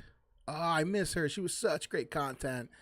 Oh, dude, if he didn't, like, go back and watch that. He was on her side, too. You go, girl. You go, Frosk. She was such a fucking idiot. I think she's out of gaming altogether. She got, some legit real job, and she left gaming. She was the fucking worst. Go back and watch her videos. That was great content. She was so fucking stupid. For a complete mess all around for myself and my company. I was scrambling to get the Completionist restructured with new ideas and a new tone. And I was practically traveling or doing some work event almost every single week, almost the entire year. But everything was up in the air, and all of it was on me, all at once. And on top of all this was the news that I now had to fix a problem that had been unknowingly brewing for several years. However, even at this point, I couldn't just do whatever I wanted. I can't until he digs into Mudahar and Jobs. And this is where the real conflict started. Yeah, I tried my best to express how I know upset people I like was, this stuff. how I upset don't like all of them, you but would rightfully be, and that this could cost me and so many people who worked with me everything we had created and built together, and I was simply brushed aside. I had learned the hard way that the charity world moves at a glacial pace, and I've been going around touting all these organizations and all the good we'll be doing for many years, only for all of it to be a bunch of empty promises. Yep. Even after I stepped up, my best efforts to donate as fast as possible would never be good enough, as every decision I wanted to make now had to be approved by a long list of people on both the Open Hand side That's and the corporate potential world, baby. benefactors that I have been speaking with. So I feel that some context on my family might be helpful right here. I'm the youngest of 5 in a first-generation Lebanese immigrant household. My dad has always loomed large in every aspect of my life, and that absolutely extended to my own experiences with the Open Hand Foundation, and at times, even my own business. The expectations were that I should have been an engineer, or I should have been a lawyer. Instead, I'm a video producer who plays video games on the internet for a living. If you ever watched the Completionist live show from a few years ago, then all of this should sound pretty familiar to you. I did not have the final call on any major decisions when it came to the Open Hand and its finances. I was one of many people in charge. To my family, I was seen as the video game guy, not the business guy or the charity guy. Regardless, the outcomes were absolutely my responsibility, because all of you at home donated your hard-earned money and time and did so with your trust in me in mind. So when I learned the truth, I made it my goal that no matter what happened, the money had to get donated. There was no other outcome that I would allow. And that's where the real nasty core to all of this is. Nobody embezzled or touched any money, no crime was committed or covered up here, and the results of the Department of Justice's investigation will hopefully one day be proof of this. The decision to wait to donate until the foundation raised $1 million, along with the struggle of figuring out why that was necessary in the first place, should have absolutely been communicated with all of you. The Open Hand Foundation, and myself especially, should have been more transparent with its struggles and its goals, period. A week after IndieLand 2023 had wrapped up, and before I could get back to the donation efforts and conversations I was having, my heart stopped when I saw an email to the Open Hand Foundation from a one Carl Jobst. There he is, very Carl familiar with Jobst. Carl's work, as he had been known at the time to He's be a piece of shit. groundbreaking creator that claimed to take down cheaters, liars, and scammers. And I knew what was And he coming got next. fucked A in a few days lawsuit. later, on November 10th, I received a message from another creator, Mudahar Anas, also known A as fake Some engineer. Ordinary Gamers. I respected and trusted Mudahar, so when he asked if I wanted to hop Yeah, on a Mudahar's a Discord fucking call snake. to talk about a discrepancy with some of the Open Hand Foundation's publicly available documents, I think he kisses agreed, dudes, thinking, too. hey, you know what? Maybe we could chat this out and clear the air, no problem. Mudahar never once asked about the laws or regulations that Carl had asked about, so I had no reason to think they were collaborating together, especially since they had no prior history together online. I hopped on the call, assuming that this would just be the two of us, until my surprise, I saw Carl join. The rest of what's publicly available to all of you is essentially me having a panic attack while trying to be transparent with two creators I respected at the time, all at the behest of throwing my friends and family under several buses. I saw the headlines coming, and I spiraled, losing control of everything. I did my best to reiterate my family's infighting, the struggles with finding a donor for a restricted donation, and that no matter what was going to happen, all the money was accounted for and ready to be donated. And they even acknowledged that there was no evidence of embezzlement and that it's not No, there was even no what they were embezzlement. He just asking didn't about. donate the money. So it gave me some hope that this whole thing could be recovered in some way. And so I'm keeping it to the charity and like the money and why it hasn't moved. I won't personally be mentioning anybody family related and the personal hell that you honestly have to go through. That's like a fucking no-no for me personally. On my end, and I'm sure on Carl's end, that's something that obviously I think we can abide by. That's just an ethics thing for any journalist, really. The very big silver lining is the money is there, according to every PP filing that I've seen. It can all be like done right, you know. This isn't a situation of actual embezzlement. No. Or, you know, money being He just didn't donate the money. It was just sitting in the account the whole Cayman time. Islands or some cryptocurrency offshore. This is a situation that can be rectified for very positive sakes. But yeah. I was terrified and I should have kept my mouth shut. But some part of me believed that if I was honest right from the get-go, maybe I could get out ahead of this and it could end up just being more of a cautionary situation for people to know. 3 days later, Monday, November the 13th, Mudahar and Carl released their videos and the story was broken. It made donating even more important, but even more difficult due to the new online reputation of the Open Hand Foundation and myself. Many of these organizations we'd been speaking with suddenly wanted nothing to do with us, legally informing us to keep our distance, and the situation Bad quickly press. became Nobody wants desperate. bad press. Thankfully, my brother and I were able to secure a meeting with AFTD the very next day. And by November 29th of 2023, the Association of Frontotemporal Dementia received $600,000 from the Open Hand Foundation. That's good. Soon after this donation was made, I resigned from my role on the board of directors, ending my relationship with my family's efforts in the Open Hand Foundation. The money that remained in the Open Hands account was intended to cover any future operating expenses or potential legal fees.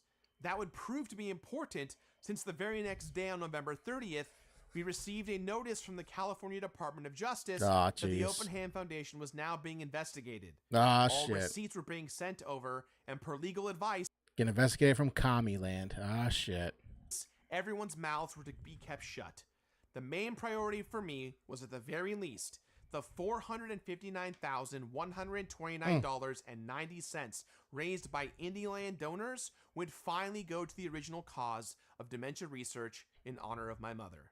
At this point, my family and I were completely overwhelmed with the noise coming in. And as a result, we brought in several different professionals to help us determine how to even best respond to the ever-growing list of allegations. This is what finally led to my response on December 9th of 2023. All the information that I'm sharing with you right now and going to be sharing with you, this is what I wanted to say in that video. Okay. At the time, the Open Hands Foundation's legal counsel instructed me not to say or share anything because nobody knew what would be relevant to the pending investigation by the government. Sounds like lawyers got involved, told him to shut up. From telling the full story because our lawyers instructed me to not address any Lawyers told him to shut the fuck up and don't say a word. information potentially related to the ongoing investigation, which included receipts, potential evidence, and even fully admitting to any and all of my mistakes. When this response video failed to inspire folks to trust and believe in me still, I knew that my support systems were going to go away very quickly. My financial, legal, and community support disappeared overnight, with a lot of my friendships, both personal and professional, going away with it as well. You'll be on top It was clear and then down below, I just had like failed, and that. My options were extremely limited. Over the course of the next 2 months, almost all the employees at That One Video Gamer were let go. Damn. And I spent most of my time clearing out the now defunct old office. I decided to continue making content as a way just to keep the lights on despite my legal silence. But by the summer of 2024, I eventually stopped producing new content altogether. I would go on to disappear from the lives of practically everyone I knew because I thought that in my own self-hating isolation that that's what everyone wanted from me. But in reality, I ended up doing a lot more harm than good by letting everyone else deal with the public responses, and that was extremely selfish of me.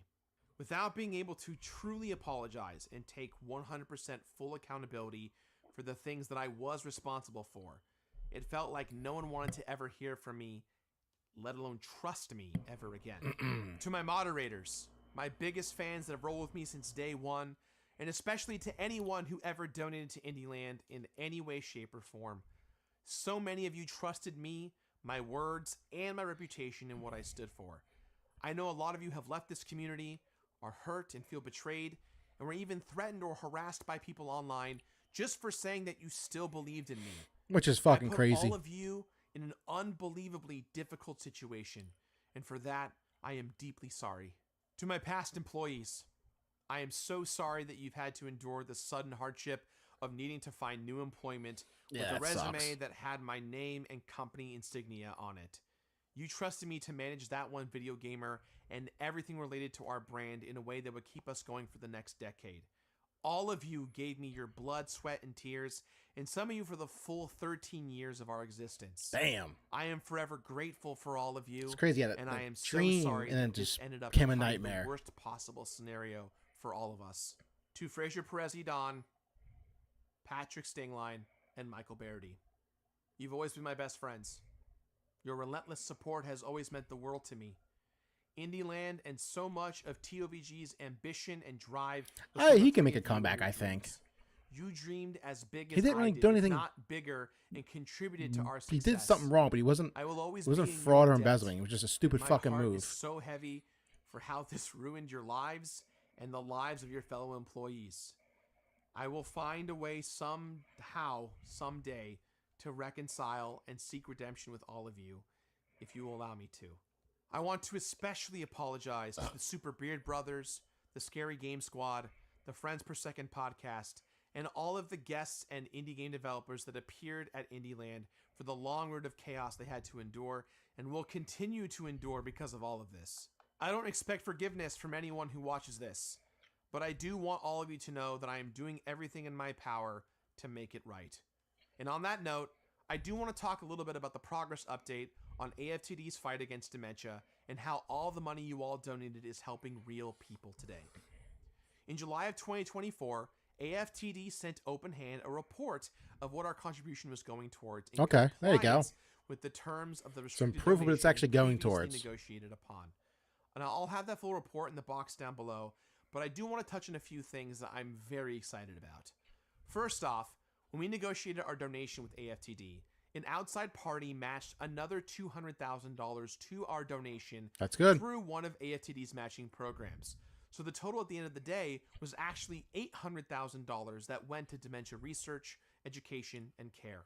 This money was distributed through a wide variety of grants to several different researchers around the country, studying both chemical and social questions surrounding dementia, FTD, and all related disorders.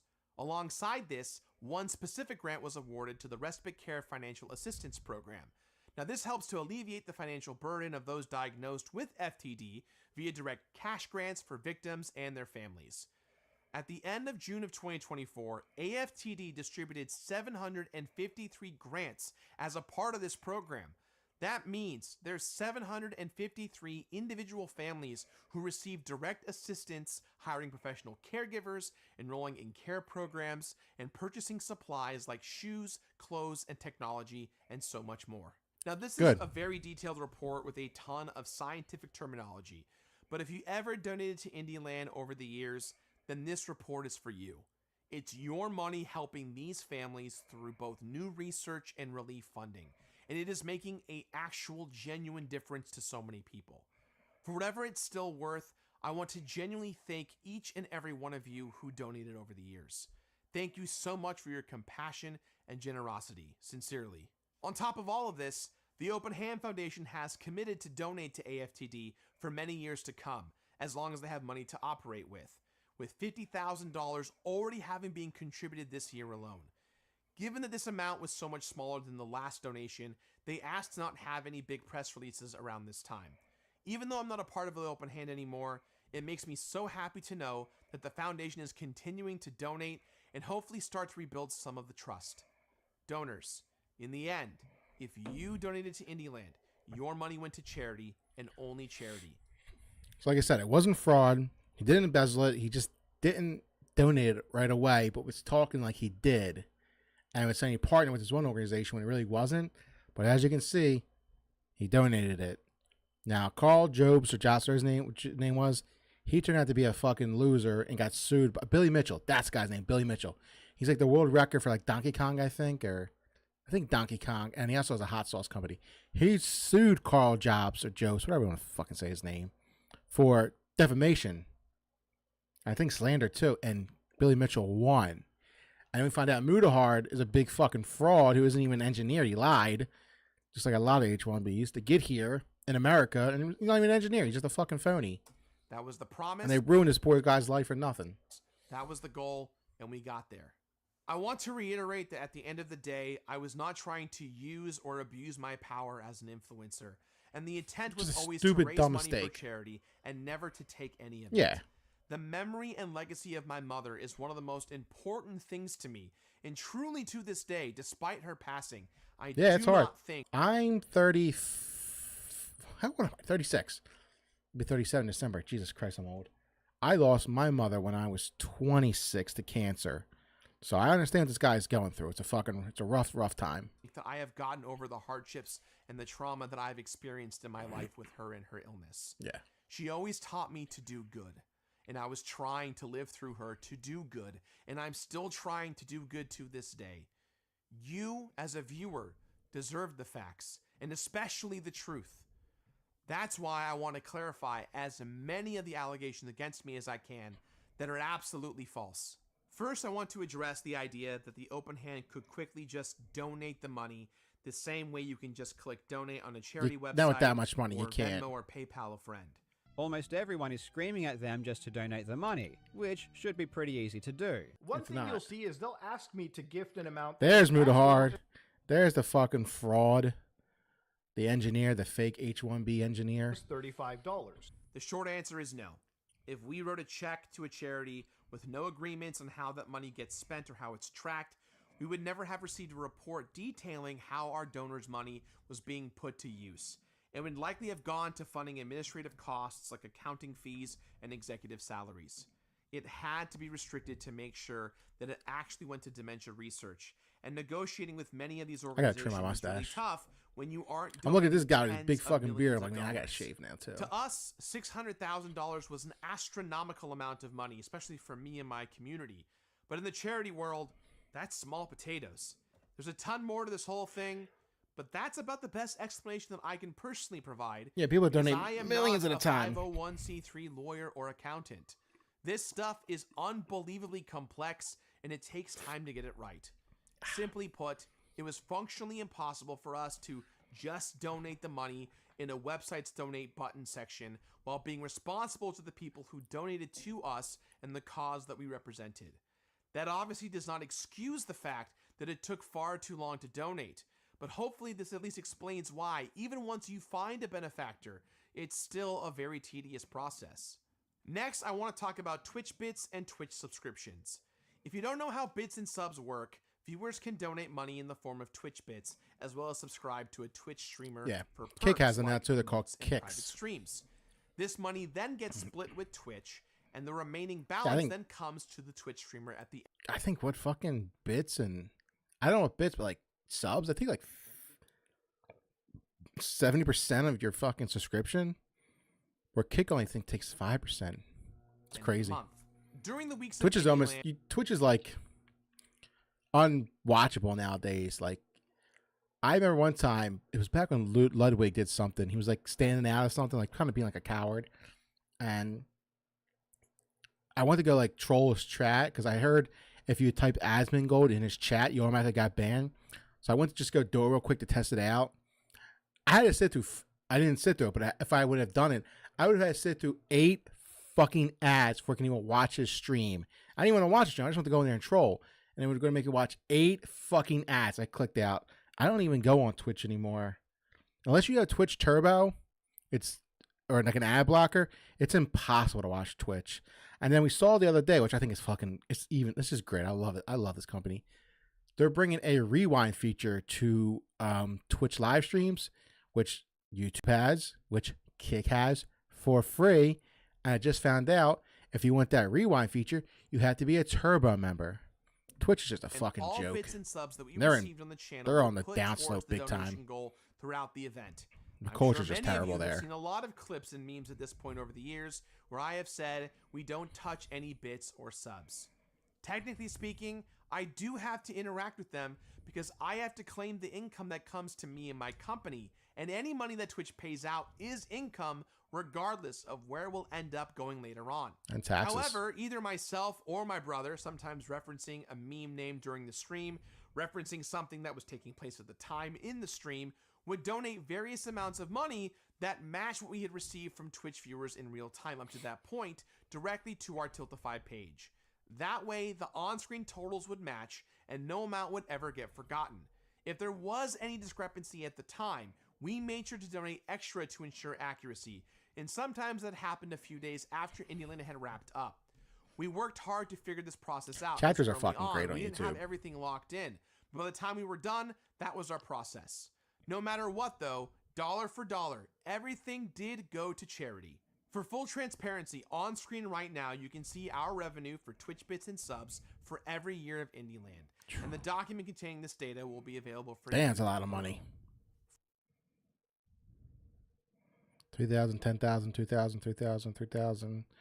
Direct donations, 49,000, 99,000, 66,000, 71,000. 77,000, 68. Oof. It's a lot of money. $459,120.90 was contributed to the open hand by the fundraising efforts of That One Video Gamer, The Completionist, and Indieland. All of the money raised for Indieland went directly towards that sum, and absolutely none of it was used for either expenses or personal use. This can be corroborated by both our Twitch earnings. So it's and 11:30, our almost a half an hour to the expenses government year shuts on year. down. Party time. The process of receiving and tracking Twitch bits and subs was a tedious extra layer to Indieland's operations, which is why we encourage viewers eventually over the years to donate directly to the Tiltify campaign instead. That way, donor money was going directly to the open hand, and I don't need to be the middleman at all in this situation. While we're talking expenses, let's address the claim that I used Indieland as a way to earn money from claimed expenses He and didn't. gain clout from running a prestigious event with big names. I don't think he did. He didn't. It's just the rumor mill gets going, baby, and you're just a fucking victim to it. Celebrities and respected creators. People love to see you get built up, and they love it even more when you come fucking crashing down. It's crazy how we live as a society. Of everyone in the entire world who benefits from Indieland, it's Gerard who benefits the most. He gets the Twitch followers, he gets the media attention, he gets to mingle with game developers and celebrities, he gets all the credit. As it grew, Indieland became increasingly more expensive to produce, most of all in 2022, when we made it an attendable live show like we had promised our viewers in 2019. That One Video Gamer shouldered all expenses. That was my contribution to the cause. The general rule of thumb is that a nonprofit charity should only spend around 25% of its income on expenses. And according to the BBB Wise Giving Alliance, 35% is the max amount to be considered a credible charity. The Open Hands operating costs, on average, were only 11.85% during the years that Indieland was being run. We achieved money this management. because Indieland had no claimed expenses to maximize donor contributions, and more importantly, it was a passion project for our team. This was our idea. This was our vision. This was our dream. In the now leaked Discord interview conducted by Carl and Mudahar, I had previously mentioned that some expenses were recouped by my company via Twitch revenue or reimbursements from the foundation. It actually turns out that I was wrong. No expenses were ever claimed by my company, either through Open Hand or through the Twitch revenue. Between travel expenses for guests, venue costs for 2022, Damn, food and $88,000. drinks, and all Holy sorts of other shit. extras. That One Video Gamer spent approximately Cost a lot of fucking money putting an event on, $88,000 huh? running Indieland across all 6 years. Just hosting it in someone's This fucking also doesn't basement or include something, the dude. tax burden that One Video Gamer took on by processing Twitch bits and subscriptions, plus the man hours dedicated to preparing for and running these events. That's hundreds of hours from 5 full-time employees being paid to put this event on together $88,000. year Holy after shit. year. In short, we spent tens of thousands of dollars of my company's own money to run a charity that we did not get paid for, not for clout, but because we cared. Many employees volunteered additional time to make Indieland happen, and I did not make this mandatory for their duties. We were all building this thing together. This event belonged to the staff who put it together, and they did it because they wanted to. They cared immensely about both indie games and victims of dementia. I am insanely proud of my team, and we only succeeded as much as we did because of their unbelievable dedication. I was the face, yes, and I did have final say, but this was our baby, not just mine. I am so proud of the showrunners, producers, Did a good editors, job. and People- coordinators who actually People fucking jumped on him so quick just for clout and like just to have some kind of video or story to put out. It's fucked up what we do to achieve people, these man. goals that they set for themselves. As a final Was he a fucking idiot and saying that he donated the money when he didn't and talking about how he's working with this one organization when he wasn't? Yeah. But the way they jumped on this guy, he would act like he thought he embezzled all the money and it was like buying sports cars and houses and shit. When none of that, like, he got way too much fucking heat note, for I this. want to add that many online have noticed that the Open Hand Foundation has entered into a delinquency status with Oof. the IRS. Carl Not good. Jobst has run with this, saying that this is further proof that Open Hand did not comply with the law. In reality, the Open Hand's legal counsel was instructed by the Department of Justice to withhold their tax filings until the investigation was concluded. This delinquency status is the charity equivalent of an unpaid parking ticket and gets cleared whenever Open Hand files a specific form, Yeah. which they've already taken care of. As a result, this delinquency status has been corrected and is actually explicit proof that my family and I fully complied with the investigation and truly have nothing to hide. Now, I wish I could end the video right here and move on and not acknowledge my detractors beyond easily debunked numbers and misunderstood compliance laws. Unfortunately, Carl and Mudahar have made themselves impossible to ignore. They have inserted themselves into my story whether I like it or not. Both of them have perpetuated and publicized numerous conspiracy theories about Yep. myself and my family online. Warren turned out to be a and this has complete led fucking to fraud and he only got irreparable sued for harm, slander and not just defamation and myself, lost. but everyone associated with my family, including personal information being leaked, Mm. stalking, public harassment, Mm. and so much more. It doesn't matter that these guys never explicitly said they believe some of this stuff, nor do they verbally condone bad faith attacks. They discussed and entertained several conspiracies that directly hurt people who had nothing to do with any of this at all. One of the conspiracy claims was that my family donated personal funds to cover up the fact that we No, they secretly didn't. stole all of the donor money. Both Mudahar and Carl discussed this as not only a legitimate possibility, but as a likely reality, despite the fact that no hard evidence of embezzlement has ever existed. So, one of the actual conspiracies for this is one user writes, they just needed a few weeks to secure a loan or liquidate assets to come up with the money to do this. If this conspiracy theory is true and the California DOJ or the IRS are investigating, that's going to draw some serious eyeballs over to them. So if that money is there, Yeah, he's so weird just looking. prove it exists. I get it. You're behind lawyers and PR agencies. If this was actually true, the DOJ would have caught it instantly. Yeah, and they acted would have. accordingly. 501c3 charities in California are extremely strict and are under much tighter supervision than most other states in the U.S. An even more outrageous conspiracy tries to allege that my dad poisoned my mom in order to not just worsen her condition, but maybe even cause her diagnosis in the first place. These Holy were shit. particularly nasty conspiracies that I wanted to address in my initial response video.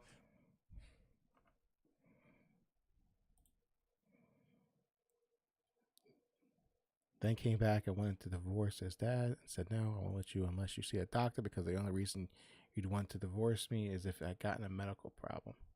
Dude, These Carl were Jobst is a particularly piece of nasty shit, conspiracies dude. that I wanted to address in my initial response video. I'm glad he in lost his December lawsuit. of 2023, where I shared my mom's autopsy report to prove that yes, she did live and die with frontotemporal dementia.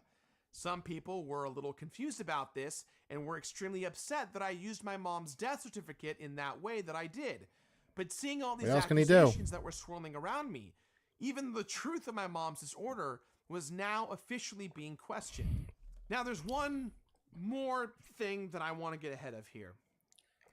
Just a couple years before my mom passed away, my dad started dating his now current wife while still being married to my mom.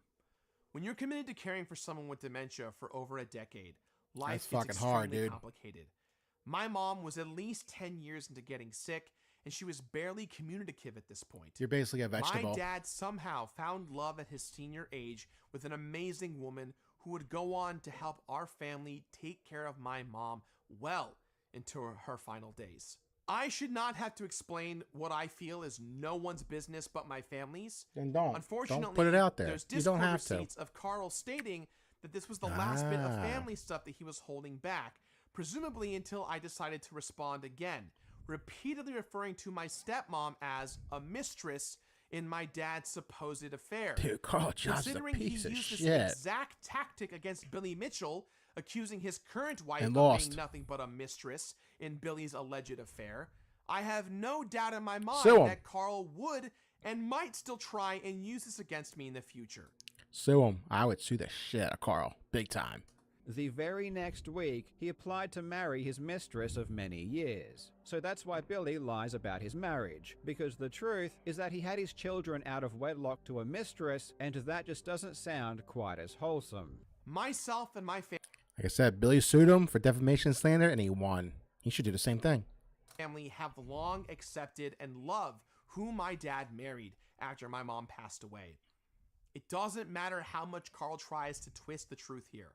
There is no grand conspiracy here.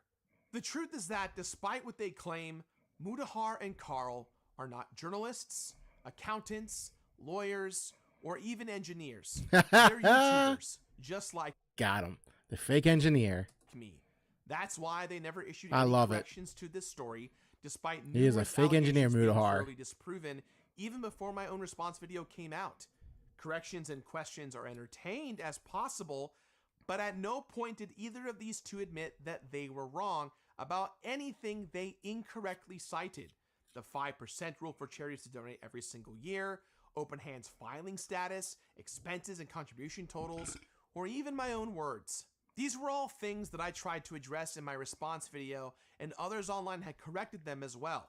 There were a number of laws, requirements, and so much more that both Carl and Mudahar cited incorrectly, with no corrections to this very day. Sue them. Let's take a step back real Whoa. quick.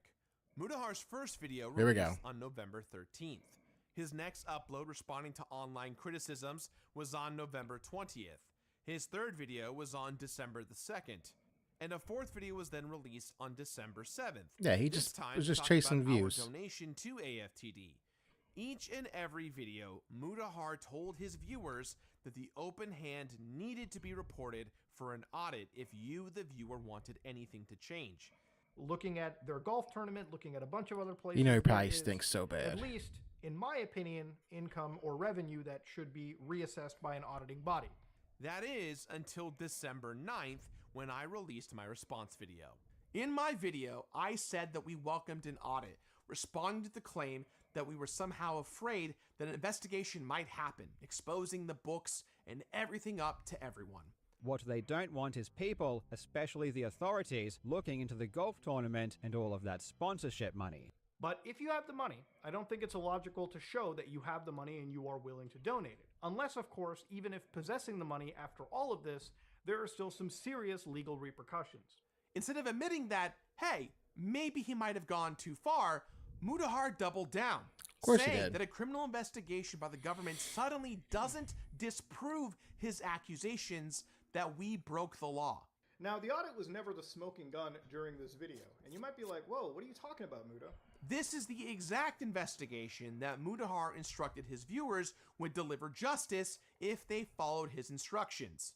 Do you want justice to be delivered? So I'm going to teach you guys how to report this properly. Now, obviously, if you want any agency to look into this, check the state of California. As for Carl, he actually acknowledges that he doesn't correctly cite any of the laws that I supposedly broke. I couldn't give two shits if any of that is illegal or illegal. It would not affect my own moral judgments because I don't base my morals on whether or not a court convicts someone of a crime. However, instead of admitting that he got anything wrong in his videos, Carl conveniently says that he is not a journalist, He's just making entertainment. Yep. The purpose of a YouTube video is first and foremost to entertain, because if a video isn't easy to understand or entertaining, people won't watch it and I will get less money.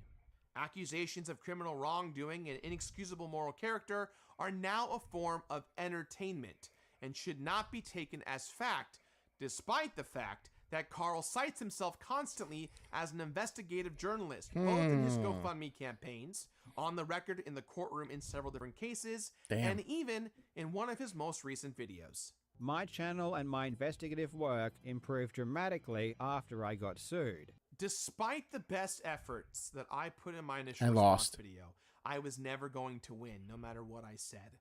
The money got donated, but that was never the true goal.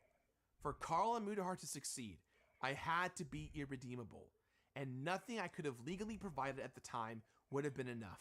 Which I will once again prove in this video that you cannot take Gerard at his word. He is proven to be somebody that is deceptive. It was my Just like 16-minute Mudahar is. video He's a liar under the too. scrutiny of countless legal professionals versus their Man, talk about the 8+ fucking hours pot. of sponsored conspiracy-based attacks. So, as a recap, yes, Pot calling the kettle I black. did lie about where the donations were going, knowingly so after Indieland 2022. I tried to take responsibility privately by making sure that the money got donated appropriately, hoping that I could minimize the damage this might do to everyone in my life, keeping this a secret to prevent anyone else from being complicit. In reality, continuing to hide this throughout 2023 only made everything worse, because now I was still directly complicit. There was always going to be hell to pay, and I was 20 just minutes till being the government stupid shuts about down. all of this. I should have just partnered with the organization directly, made things right from the beginning, and not cared about restricted donations or where the money was going. I also should not have gone ahead with Indieland in 2023. October 1st too. The show had taken a life of its own because it finally was receiving the notoriety for all of our team's hard work, and I did not want to hurt or betray everyone that put their blood, sweat, and tears into the show. This was just as important to indie games as it was to charity, and that added a ton of expectations and pressure. In the end, I made a choice that cost my team their employment and ruined their lives. Damn. Not to mention all the residual flack of every indie developer that they That sucks, received man. just because of their association to me. It was short-sighted and dishonest. I should have come clean as soon as I learned about it and separated myself and the event from my family immediately. With all that being said, though, what I did not do was steal, embezzle, or otherwise misappropriate donor funds for anything. Every cent of money donated was always there, waiting to find a benefactor. Any claims of theft, embezzlement, or fraud are categorically false. I also want to apologize to Carl Amudahar. Despite my criticisms, I know what it's like to have your entire life scrutinized by tens of thousands of strangers who just want to see you fail, and nobody deserves that. I know you both wanted this money donated, and you didn't deserve to get blown off just because people liked me. But I'm not interested in fighting some eternal YouTube drama conflict. Fuck them, dude. I just want to come clean. You do not make peace and with this your is enemy, you genuinely destroy as them. soon as I was able to do so. So if you're really interested in understanding whether Carl Amudahar conducted In a a video game. responsible and educated investigation, there's a great YouTube video out there by a YouTube channel called Accounting in YouTube that breaks down the entire thing. And it's made by actual CPAs who looked at everything that Carl Amudahar looked at. If this is where my work in charity ends, then so be it.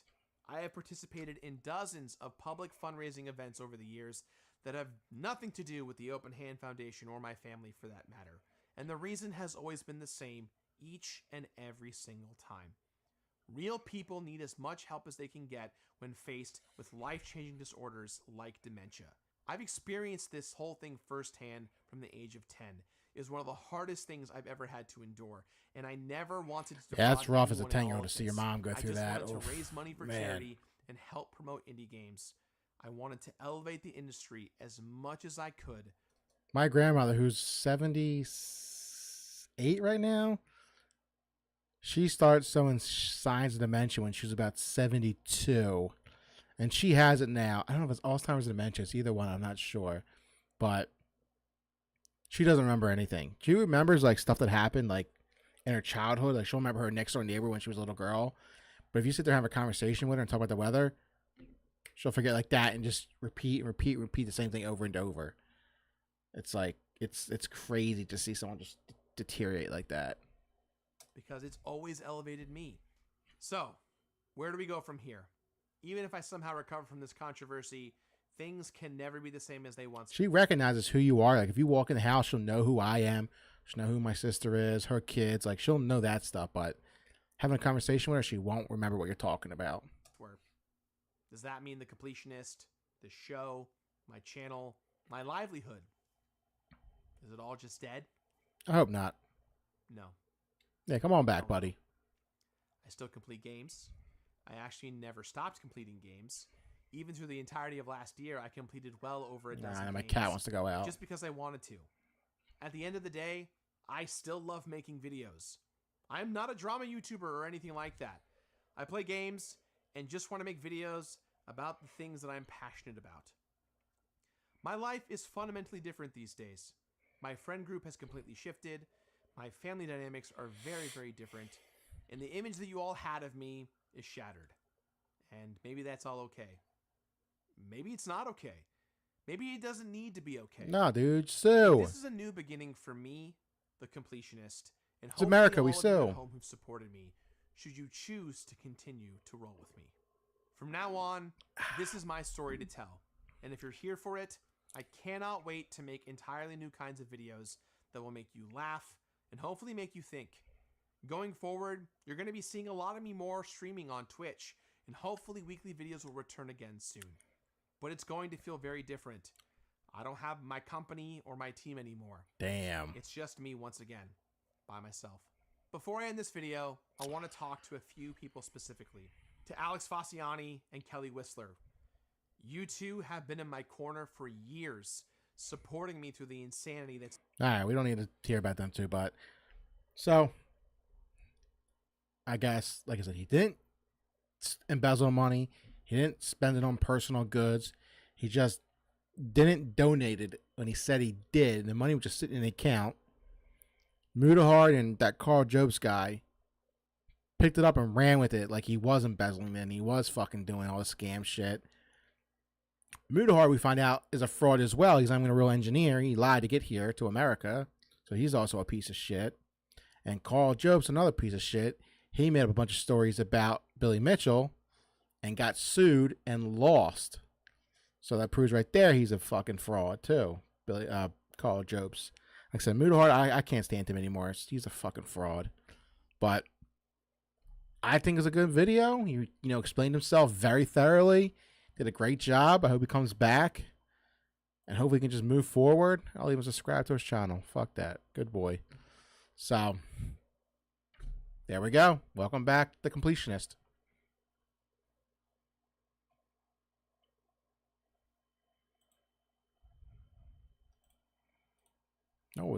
That's the video Trump posted. Yeah. Look at that. Pointing right at Hakeem. Dollar Store Obama. And there's J.D. Vance over there. And right there, that hand is Chuck Schumer's. And it's 11:45, man. Oof. We're so close to a government shutdown. Oh my God, look at this shit. He looks so tiny. Oh, man, that's funny as hell. What the fuck?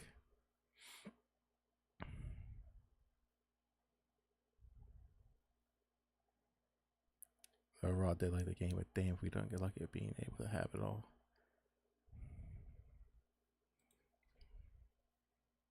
No, you turn off replies, you fucking coward.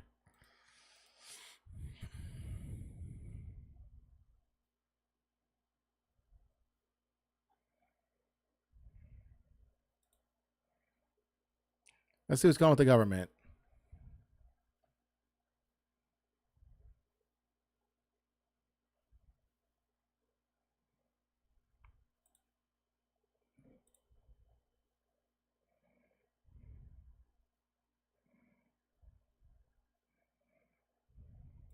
These guys are live.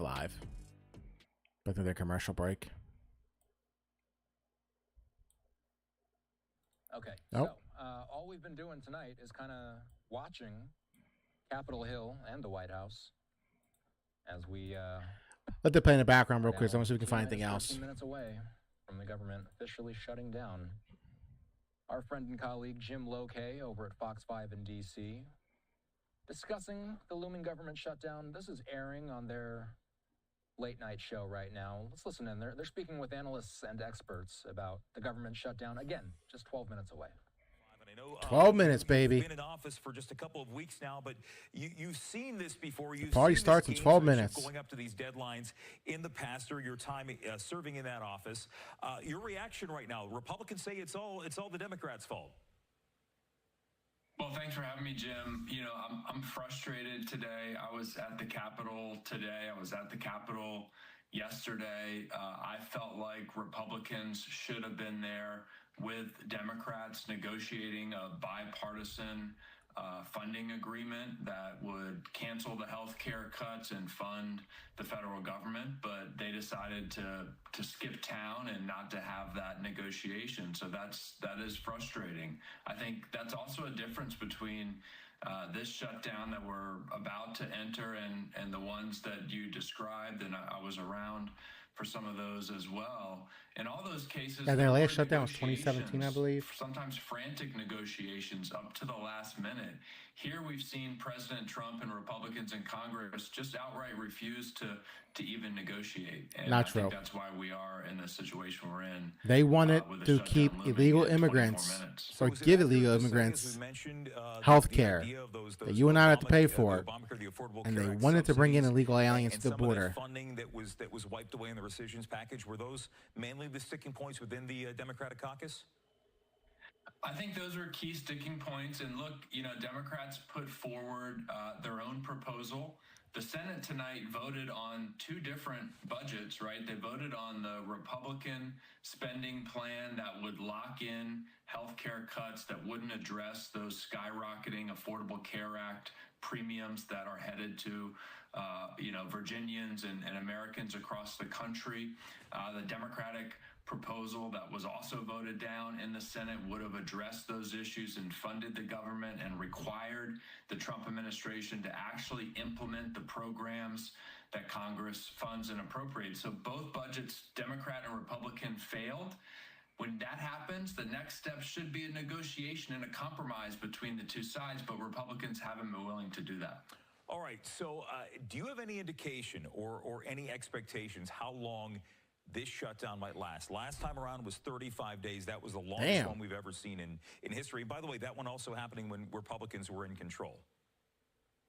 I have no indication of 35 days. Is that, I think, it's 2017. It will be on the shorter end. As you know, we've also had shutdowns that cares? lasted only a matter of days and had, little real world impact. Saves us a bunch of money in taxpayers funded shit. Employees or the American people.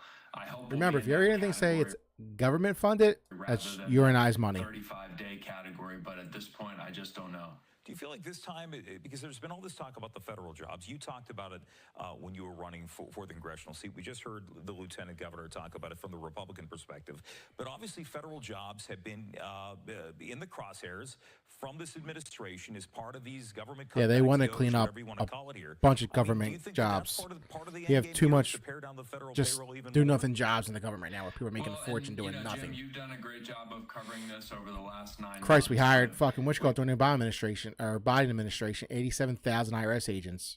The fuck do we need them for? De facto, Shut the whole IRS down. Of much of the federal government for 9 months now, right? He shut down USAID. He shut down one giant the scam. Consumer Financial Protection Bureau. He shut down Yep. much of the Department of Education and Yep. other All offices scams within agencies that he doesn't like. So that's happening. Nah, that's a lie.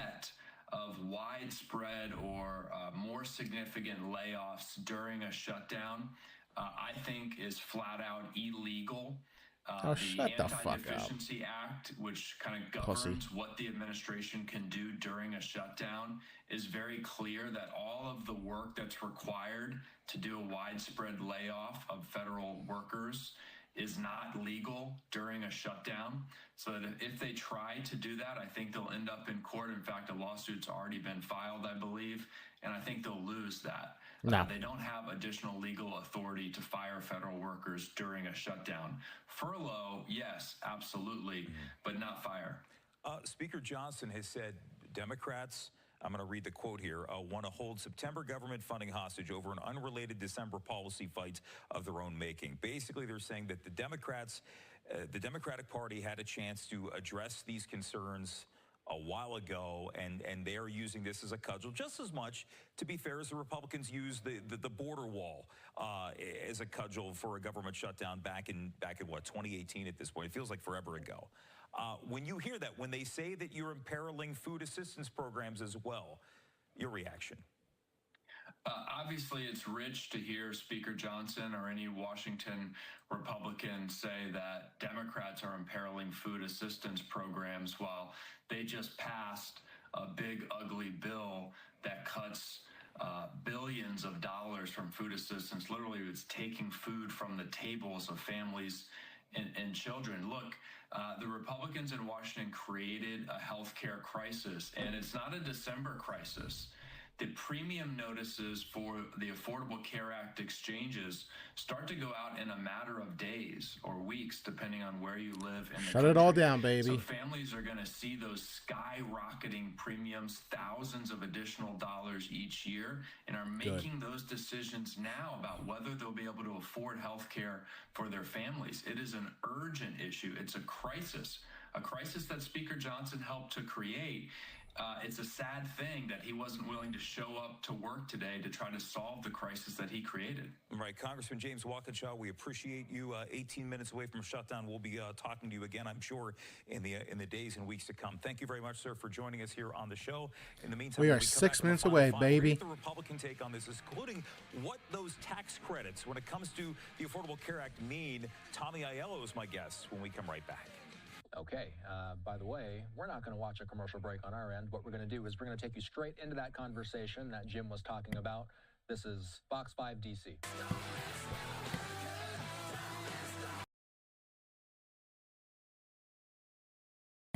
Republicans, that being healthcare subsidies. Let's talk about that and more. Tommy Aiello from the National Taxpayers Union up late with me tonight here on the Final Five to talk about that and more. First of all, Tommy, appreciate you joining us. Yeah, thanks for having me. Okay, so there always is something when you National have these Taxpayers showdowns to the Union. very last minute. Democrats want something, Republicans want something. I think we all want to keep the government open in some way, shape, or form. Nah, I This don't time, care. Republicans Close have it done down. a decent job in terms of messaging, saying, "Hey, this is on the backs of the Democrats here."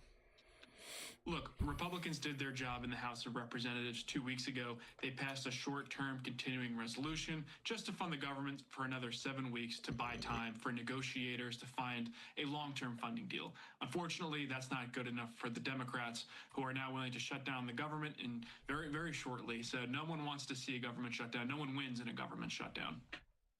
Let's talk about those tax credits that are We in play do. here. This is stemming from the days of the Affordable Care Act, and this would be certain subsidies that people, Democrats, say 91 rely degrees in upon Phoenix. to pay for Holy healthcare. So the way that they shit. framed it is, if there's not San these Diego. concessions It's like the made best place I by could the live part in of the California, Republicans who San are in the Diego. majority, people would be It's thrown like off nice their and healthcare. breezy year round. Yeah, look, Democrats are being It's like completely that nice cool night. You can just leave your windows They want to open and the extend breeze. temporary COVID-era Obamacare subsidies, right? Yeah. Every Republican pretty much campaigned against Obamacare. They campaigned against these COVID-era policies. And unfortunately, commie what we're talking about here government is tactic the shit. best of both worlds. So what these subsidies do is they subsidize people to get their health care from the Obamacare exchanges. It's extremely costly, $40 billion a year for these programs, and they really My generally brother's on only this, and help he gets. people with higher incomes. I have People making very up to good health $500,000 insurance.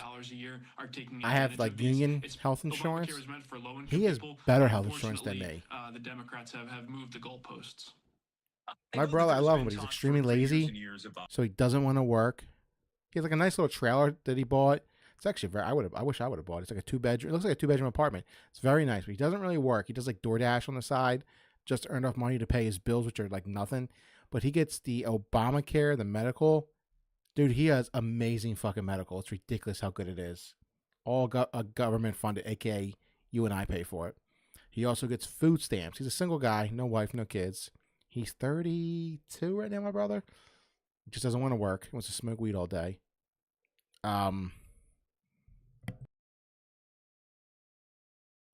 and he also gets food stamps, like I said, and it's like $280 a month. He just goes in, buys steaks, burgers, cooks them up. About Us working class people are fucking stupid.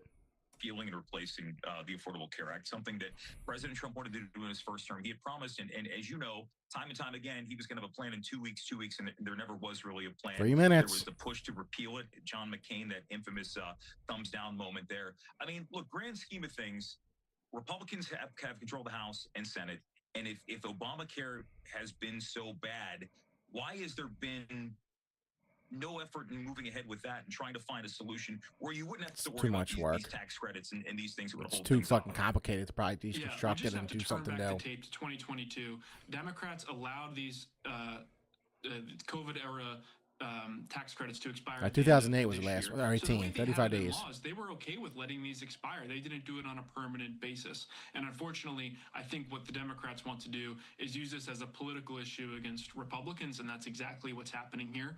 And we need to be honest, right? These are plussed up subsidies from Obamacare. If they go away, the full subsidy isn't going to go away. It's just the plus up for high income earners. So that's who we're talking about here. And the Democrats have said premiums are going to skyrocket if this program goes away. I think we just need to be honest. The premiums are going to go up anyway. Premiums Yeah, go up every year. It's they just do. an unfortunate reality of the healthcare industry that needs substantial reform, mostly because of Obamacare. Our healthcare And system we need to is be honest. fucking crazy, and it's ludicrously expensive, but it's also, if you can afford it, the best healthcare in the world.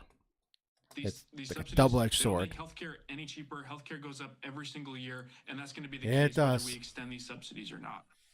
Okay, so the shutdown happens. We're closed for a couple of days, a week, maybe 2 weeks. I don't know if we get to 35 days like we saw the last time around, which was the longest shutdown.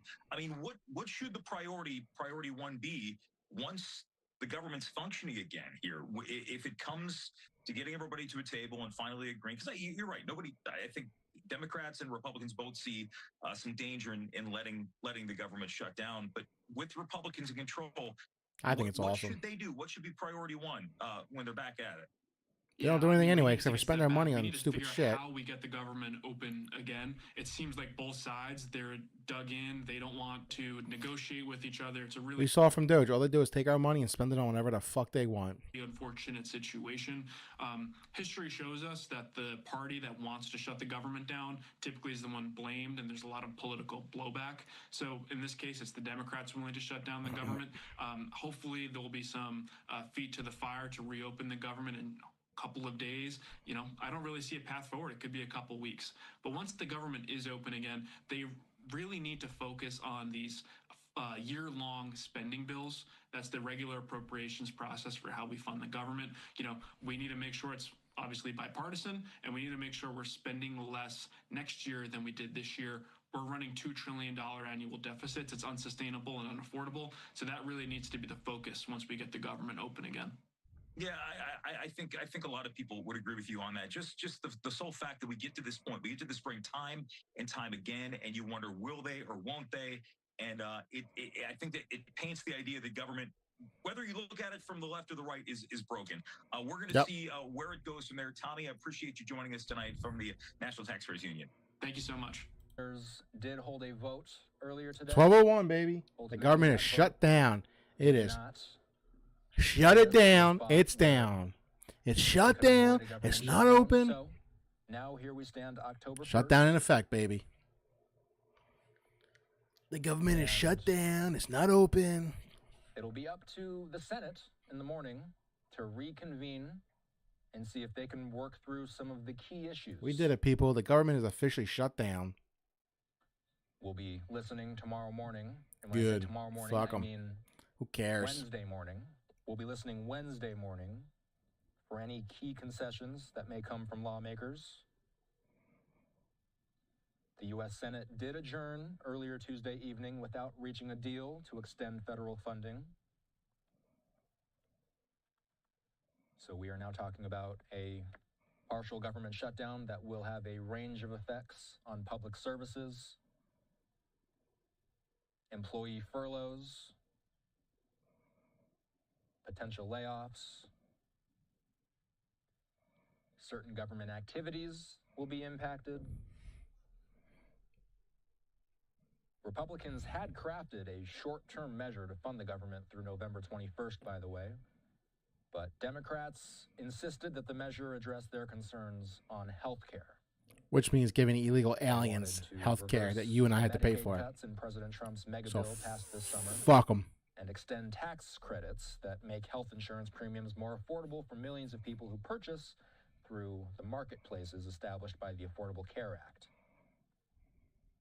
Republicans called that Democratic proposal a non-starter, and that's why we sit where we sit tonight. A partial government shutdown on this Wednesday. Oh no. Was that my internet? Morning. Nope. Neither side so far. Lapse in funding occurs. The law requires agencies to cease activity and furlough, quote, non-accepted employees. Accepted employees include those who work to protect life and property. They stay on the job, but don't get paid until after the shutdown ends. Damn. The Associated Press. Go work for a couple weeks with no pay at all. Now, Fuck that. We will. It's a nice retro check. With any updates that happen early in the morning tomorrow. And again, as we record this, it is midnight, early Wednesday morning. I was talking with Fox News Radio's Ryan Schmelz earlier in the evening. I was asking him if anybody's staying on Capitol Hill tonight for any reason. He said no. For the most part. Vegas lost 2-4. I was talking to him about 2 hours ago. He said lawmakers were Washington on their way out, and the 4, Columbus were on 3. their way out as well. There was simply This is all no more work to preseason be hockey. done I think tonight. the season starts this We know week. that the Senate is expected to reconvene Probably Thursday or Friday. NHL season Wednesday starts. morning. Damn, Montreal 5, Ottawa nothing. Shutout. The big question is what happens next, and how quickly can an agreement be made? Florida versus Tampa. Florida versus Florida. 3-2 Tampa. Oh, I forgot. Utah has a team this year. Republicans be able to reach any concessions with the Democrats? What the fuck is Inter Miami Perhaps will CF? a short-term funding measure be on the table tomorrow to fund the government through November 21st? WNBA, nobody gives a shit. Or will we eventually see a longer-term solution? Let me look online and see coming if through the pipeline? Again, neither on True side Search or Trump has said shown anything. Any signs of budging so far? Nope. If you've been watching the news today, you've likely heard that neither side Let's has check blinked, Twitter. and that remains the case as we are just past midnight now, Wednesday morning on the East Coast.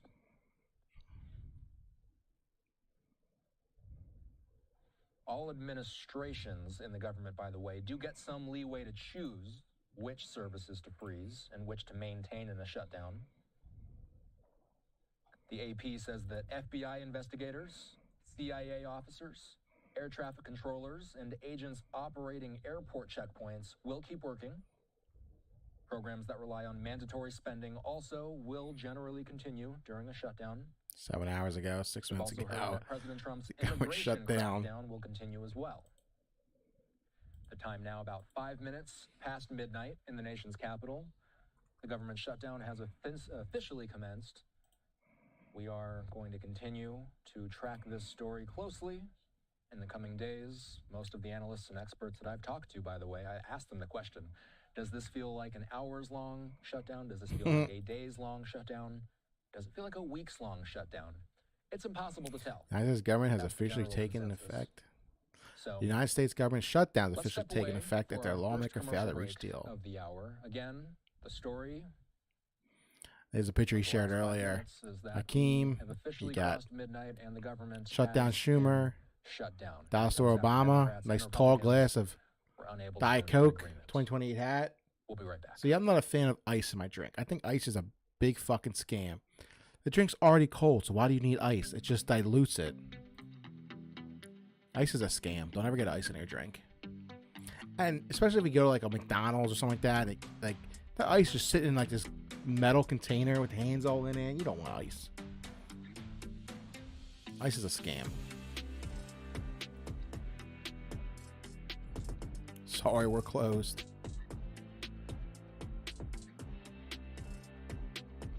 Let's go to latest.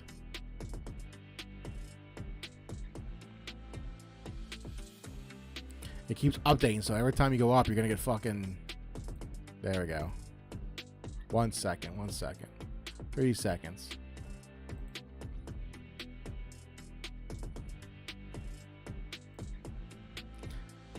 All right, guys. So we are officially in a government shutdown, baby. Oh God, the Olsen twins.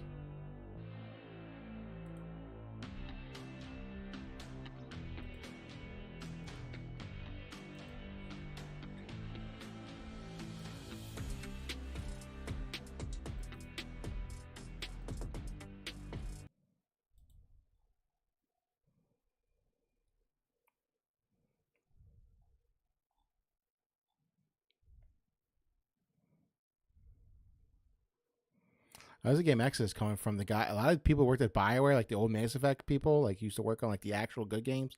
They're all at the studio making like a new sci-fi game. Looks pretty cool. Oh Jesus! God, she is looks like a wet poodle.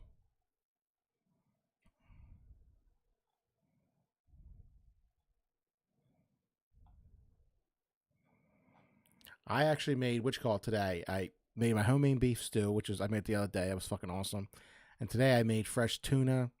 I put in a bowl with chopped onions, celery, salt, pepper, Hellman's mayo, salt, pepper, mixed it all up. I got a pound of Cooper Sharp cheese, Italian bread. Oh, my Lord. Fucking amazing.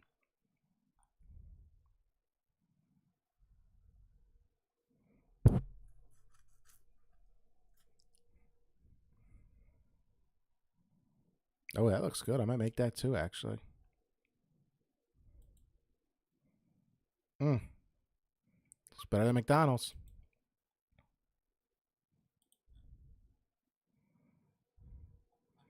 So, nothing really popping off. I thought people would be more talking about the, yeah, Trump's back on Twitter posting stuff. Oh, look at this fucking crybaby.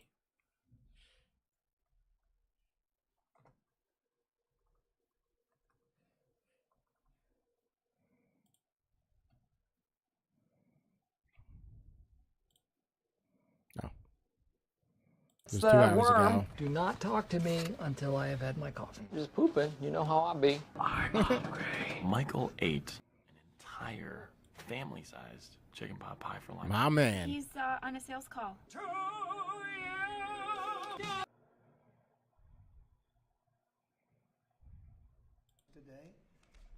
but I'm thrilled to sign a very historic executive order.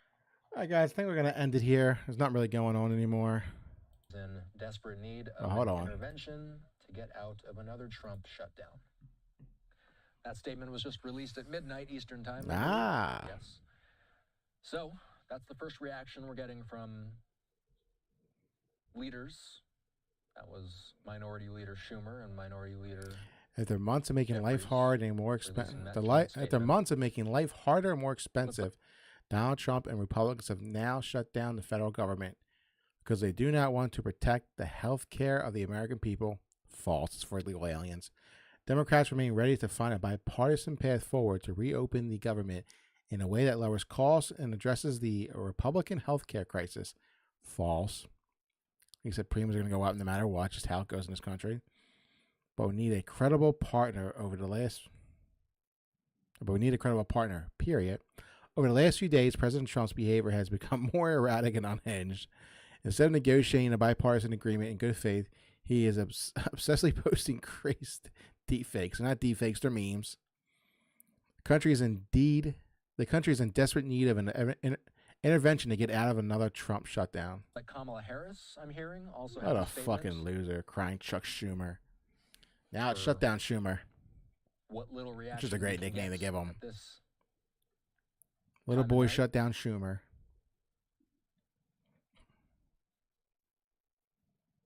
So we saw the response from the White House.